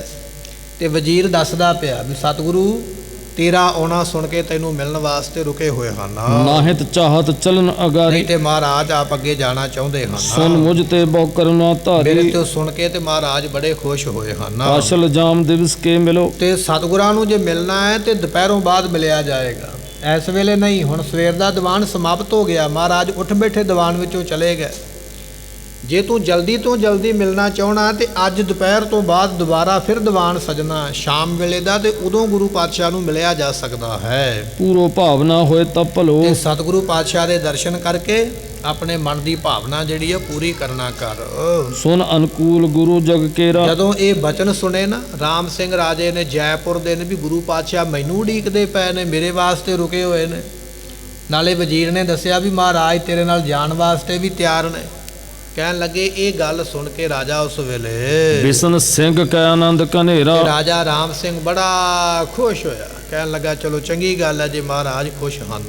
ਕਰ ਡੇਰਾ ਕਰ ਚਰਨ ਪਖਾਰੇ, ਤੇ ਉਸ ਵੇਲੇ ਆਪਣਾ ਡੇਰਾ ਕੀਤਾ ਤੇ ਡੇਰਾ ਕਰਕੇ ਆਪਣੇ ਪੈਰ ਧੋਤੇ ਹਨ। ਬਸਤਰ ਭੂਖਨ ਤਨ ਸ਼ੁਭ ਧਾਰੇ, ਤੇ ਆਪਣਾ 5 ਇਸ਼ਨਾਨਾਂ ਜਾਂ ਇਸ਼ਨਾਨ ਕੀਤਾ, ਇਸ਼ਨਾਨ ਕਰਕੇ ਸੋਹਣੇ ਬਸਤਰ ਹੁਣ ਮਹਾਰਾਜ ਨੂੰ ਮਿਲਣ ਵਾਸਤੇ ਜਾਣਾ। ਰਾਹ ਵਿੱਚ ਆਉਂਦਿਆਂ ਕਈ ਤਰ੍ਹਾਂ ਦਾ ਘਟਾ ਮਿੱਟੀ ਫੌਜਾਂ ਦੇ ਨਾਲ ਚੱਲ ਕੇ ਆਇਆ ਰਾਜਾ। ਹੁਣ ਗੁਰੂ ਦੇ ਦਰਸ਼ਨ ਕਰਨੇ ਨੇ, ਸੋਹਣੇ ਵਸਤਰ ਪਾਏ ਹਨ। सिपर खड्ग को अंग सजाए। ਤੇ ਹੁਣ ਰਾਜਾ ਹੈ, ਸ਼ਸਤਰ ਤੇ ਸਜਾਏਗਾ। ਕਹਿਣ ਲੱਗੇ ਮੋਢੇ ਤੇ ਸੋਹਣੀ ਢਾਲ ਪਾਈ ਹੈ, ਹੱਥ ਵਿੱਚ ਸੋਹਣੀ ਤਲਵਾਰ ਇਸਨੇ ਫੜੀ ਹੈ। लयो उपायन को समुदाय। ਸਤਿਗੁਰਾਂ ਦੇ ਦਰਸ਼ਨ ਕਰਨੇ ਨੇ। ਰਾਜੇ ਨੇ ਕੁਝ ਸੋਨੇ ਦੀਆਂ ਮੋਹਰਾਂ ਥਾਲੀ ਵਿੱਚ ਪਾਈਆਂ, ਕੁਝ ਸੋਹਣੇ ਵਸਤਰ ਮਹਾਰਾਜ ਨੂੰ ਭੇਟ ਕਰਨ ਵਾਸਤੇ ਨਾਲ ਲਏ ਹਨ। संग सुबट सब आयुध ਤੇ धारी। ਕੁਝ ਨਾਲ ਵਜ਼ੀਰ ਲੈ ਜਿਹੜੇ ਸ਼ਾਸਤਰਾਂ ਦੇ ਨਾਲ ਲੈਸ ਨੇ, ਸ਼ਾਸਤਰਾਂ ਦੇ ਸਮੇਤ ਕੁਝ ਨਾਲ ਵਜ਼ੀਰ ਚੱਲੇ ਹਨ। चलो नगन पग पनह उतारी। ਬੰਦੇ ਨੂੰ ਜਦੋਂ ਲੋੜ ਪੈਂਦੀ ਹੈ ਨਾ, ਉਦੋਂ ਬੰਦਾ ਬੜਾ ਕੁਝ ਕਰਦਾ ਹੈ। ਜਦੋਂ ਲੋੜ ਨਿਕਲ ਜਾਂਦੀ ਹੈ, ਉਦੋਂ ਬੰਦੇ ਨੂੰ ਸਭ ਕੁਝ ਭੁੱਲ ਜਾਂਦਾ। ਅੱਜ ਰਾਜੇ ਨੂੰ ਲੋੜ ਹੈ ਗੁਰੂ ਤੇਗ ਬਹਾਦਰ ਮਹਾਰਾਜ ਜੀਆਂ ਦੀ। ਅੱਜ ਸ਼ਰਧਾ ਵੀ ਆ ਗਈ ਹੈ। ਕਹਿਣ ਲੱਗੇ ਆਪਣੇ ਜਦੋਂ ਚੱਲਣ ਲੱਗਾ ਨਾ ਫੌਜ ਦੇ ਵਿੱਚੋਂ, ਤੇ ਰਾਜੇ ਨੇ ਜੁੱਤੀ ਉੱਥੇ ਹੀ ਲਾ ਦਿੱਤੀ। ਕਹਿਣ ਲੱਗਾ ਵੀ ਇੱਥੋਂ ਹੁਣ ਅੱਗੇ ਨੰਗੇ ਪੈਰੀ ਜਾਵਾਂਗਾ, ਕਿਉਂਕਿ ਮੈਂ ਗੁਰੂ ਦੇ ਦਰਸ਼ਨ ਕਰਨ ਚੱਲਿਆ। ਮੇਰੀ ਭਾਵਨਾ ਵੀ ਮੈਂ ਨੰਗੇ ਪੈਰੀ ਜਾਵਾਂ। ਜੁੱਤੀ ਆਪਣੀ ਫੌਜ ਵਿੱਚ ਛੱਡੀ ਹੈ, ਨੰਗੇ ਪੈਰੀ ਉੱਥੋਂ ਚੱਲਿਆ ਹੈ। आगे धरे पावड़े जेई। ਤੇ ਕਹਿਣ ਲੱਗੇ ਉਸ ਵੇਲੇ ਪਾਏਦਾਨ ਜਿਹੜੇ ਰੱਖੇ ਹੋਏ ਸਨ ਸਾਹਮਣੇ, कह कर हटवाए सब ते। ਸਾਰੇ ਜਿਹੜੇ ਪਾਏਦਾਨ ਸਨ ਉਹ ਚੋਕੇ ਪਾਸੇ ਕਰ ਦਿੱਤੇ ਹਨ। देख दूर ते रूप ਤੇ कृपाला। ਸਤਿਗੁਰਾਂ ਦਾ ਰੂਪ ਦੂਰੋਂ ਹੀ ਵੇਖ ਲਿਆ। ਮਹਾਰਾਜ ਦੀਵਾਨ ਵਿੱਚ ਬੈਠੇ ਸਨ ਤੇ ਸਾਹਮਣੇ ਤੋਂ ਖੁੱਲਾ ਸੀ, ਤੇ ਦੂਰੋਂ ਹੀ ਵੇਖਿਆ ਰਾਜੇ ਨੇ ਵੀ ਮਹਾਰਾਜ ਸਾਹਿਬ ਜੀ ਸਾਹਮਣੇ ਬੈਠੇ ਹੋਏ। हाथ जोड़ कर नमरी भाला। ਕਿਉਂਕਿ ਸਤਿਗੁਰੂ ਤੇਗ ਬਹਾਦਰ ਮਹਾਰਾਜ ਜੀਆਂ ਦਾ ਕੱਦ ਕਾਠ ਬੜਾ ਲੰਮਾ ਹੈ, ਬੜੇ ਲੰਮੇ ਸਰੀਰ ਦੇ ਸਨ ਗੁਰੂ ਤੇਗ ਬਹਾਦਰ ਪਾਤਸ਼ਾਹ। ਦੂਰੋਂ ਬੈਠਿਆਂ ਰਾਜੇ ਨੇ ਵੇਖ ਲਿਆ ਵੀ ਮਹਾਰਾਜ ਸਾਹਮਣੇ ਬੈਠੇ ਨੇ। ਕਹਿਣ ਲੱਗੇ ਉਸ ਵੇਲੇ ਇਹ ਜਿਹੜਾ ਰਾਜਾ ਹੈ, ਦੇਖ ਦੂਰ ਤੇ ਹੱਥ ਉਸ ਵੇਲੇ ਜੋੜੇ ਰਾਜੇ ਨੇ ਮਹਾਰਾਜ ਨੂੰ ਸਾਹਮਣੇ ਵੇਖ ਕੇ। शरण शरण मुख बोलत बानी। ਇੰਨੇ ਚਿਰ ਨੂੰ ਮਹਾਰਾਜ ਦੇ ਕੋਲ ਆ ਗਿਆ। ਇਹਨੇ ਆਉਂਦਿਆਂ ਪਹਿਲੀ ਗੱਲ ਇਹ ਆਖੀ, ਮਹਾਰਾਜ ਮੈਂ ਤੁਹਾਡੀ ਸ਼ਰਨ ਵਿੱਚ ਹਾਂ, ਮੈਂ ਤੁਹਾਡੀ ਸ਼ਰਨ ਵਿੱਚ ਹਾਂ। ਮੈਂ ਮਨ ਕਰਕੇ ਤੁਹਾਡੀ ਸ਼ਰਨ ਵਿੱਚ ਹਾਂ, ਮੈਂ ਆਪਣੇ ਲਫ਼ਜ਼ਾਂ ਕਰਕੇ ਤੁਹਾਡੇ ਸ਼ਰਨ ਵਿੱਚ ਹਾਂ, ਮੈਂ ਸਰੀਰ ਕਰਕੇ ਵੀ ਤੁਹਾਡੀ ਸ਼ਰਨ ਵਿੱਚ ਆਇਆ ਹਾਂ। ਧਰਿਓ ਚਰਨ ਸਿਰ ਬੰਧਨ ਠਾਨੀ। ਤੇ ਸਤਿਗੁਰਾਂ ਦੇ ਪਵਿੱਤਰ ਚਰਨਾਂ ਦੇ ਉੱਪਰ ਆਪਣਾ ਸਿਰ ਰੱਖ ਕੇ ਰਾਜੇ ਨੇ ਨਮਸਕਾਰ ਕੀਤੀ ਹੈ। ਦਾਸ ਪਰਿਓ ਰਾਬਰ ਦਰਬਾਰ। ਨਾਲ ਬੇਨਤੀ ਕੀਤੀ ਹੱਥ ਜੋੜ ਕੇ, ਮਹਾਰਾਜ ਮੈਂ ਤੁਹਾਡਾ ਦਾਸ ਹਾਂ, ਸੇਵਕ ਹਾਂ। ਤੁਹਾਡੇ ਦਰਬਾਰ ਦੇ ਵਿੱਚ ਆ ਕੇ ਤੁਹਾਡੇ ਚਰਨਾਂ ਦੀ ਸ਼ਰਨ ਵਿੱਚ ਪੈ ਗਿਆ ਹਾਂ। ਮਮ ਭੁਜ ਗਹੀ ਹੈ ਹਾਥ ਪਸਾਰ। ਮਹਾਰਾਜ ਮੇਰਾ ਹੁਣ ਹੱਥ ਫੜ ਲਓ ਕਿਰਪਾ ਕਰਕੇ, ਮੈਂ ਤੁਹਾਡੀ ਸ਼ਰਨ ਵਿੱਚ ਆਇਆ। ਬਾਹੇ ਗਹਿ ਕੀ ਲਾਜ ਅਸ, ਮੇਰੀ ਬਾਹ ਫੜੋ ਤੇ ਮੇਰੀ ਬਾਹ ਫੜਨ ਦੀ ਲਾਜ ਰੱਖੋ। ਗੁਰੂ ਤੇਗ ਬਹਾਦਰ ਬੋਲਿਆ, ਧਰ ਪਈਐ ਧਰਮ ਨਾ ਛੋਡੀਐ, ਬਾਹੇ ਜਿਨ੍ਹਾਂ ਦੀ ਪਕੜੀਐ ਸਿਰ ਦੀਜੈ, ਬਾਹੇ ਨਾ ਛੋਡੀਐ। ਆਪਣੇ ਪੁੱਤਰ ਗੁਰੂ ਗੋਬਿੰਦ ਸਿੰਘ ਜੀ ਨੂੰ ਇਹ ਬਚਨ ਸਮਝਾਉਂਦੇ ਗੁਰੂ ਤੇਗ ਬਹਾਦਰ ਮਹਾਰਾਜ ਜੀ, ਪੁੱਤਰਾ ਜੀ ਦੀ ਬਾਹ ਫੜ ਲਈਏ ਨਾ, ਉੱਥੇ ਸਰੀਰ ਤੇ ਭਾਵੇਂ ਲੇਖੇ ਲੱਗ ਜਾਵੇ, ਪਰ ਬਾਹ ਫੜੇ ਦੀ ਕਦੇ ਬਾਹ ਛੱਡੀ ਦੀ ਨਹੀਂ ਹੁੰਦੀ।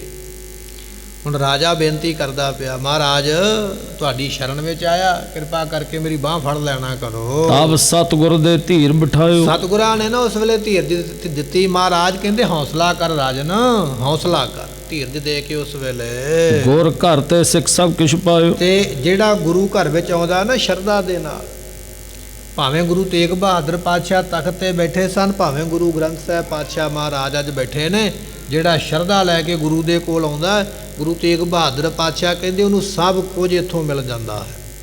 ਕੋਈ ਇਹੋ ਜਿਹੀ ਦਾਤ ਨਹੀਂ ਜਿਹੜੀ ਗੁਰੂ ਕੋਲੋਂ ਪ੍ਰਾਪਤ ਨਾ ਹੋਵੇ। ਸਾਚੇ ਸਾਹਿਬਾ ਕਿਆ ਨਾਹੀ ਕਰਤੇ ਰਹਿ, ਕਿਹੜੀ ਚੀਜ਼ ਹੈ ਜਿਹੜੀ ਤੇਰੇ ਘਰ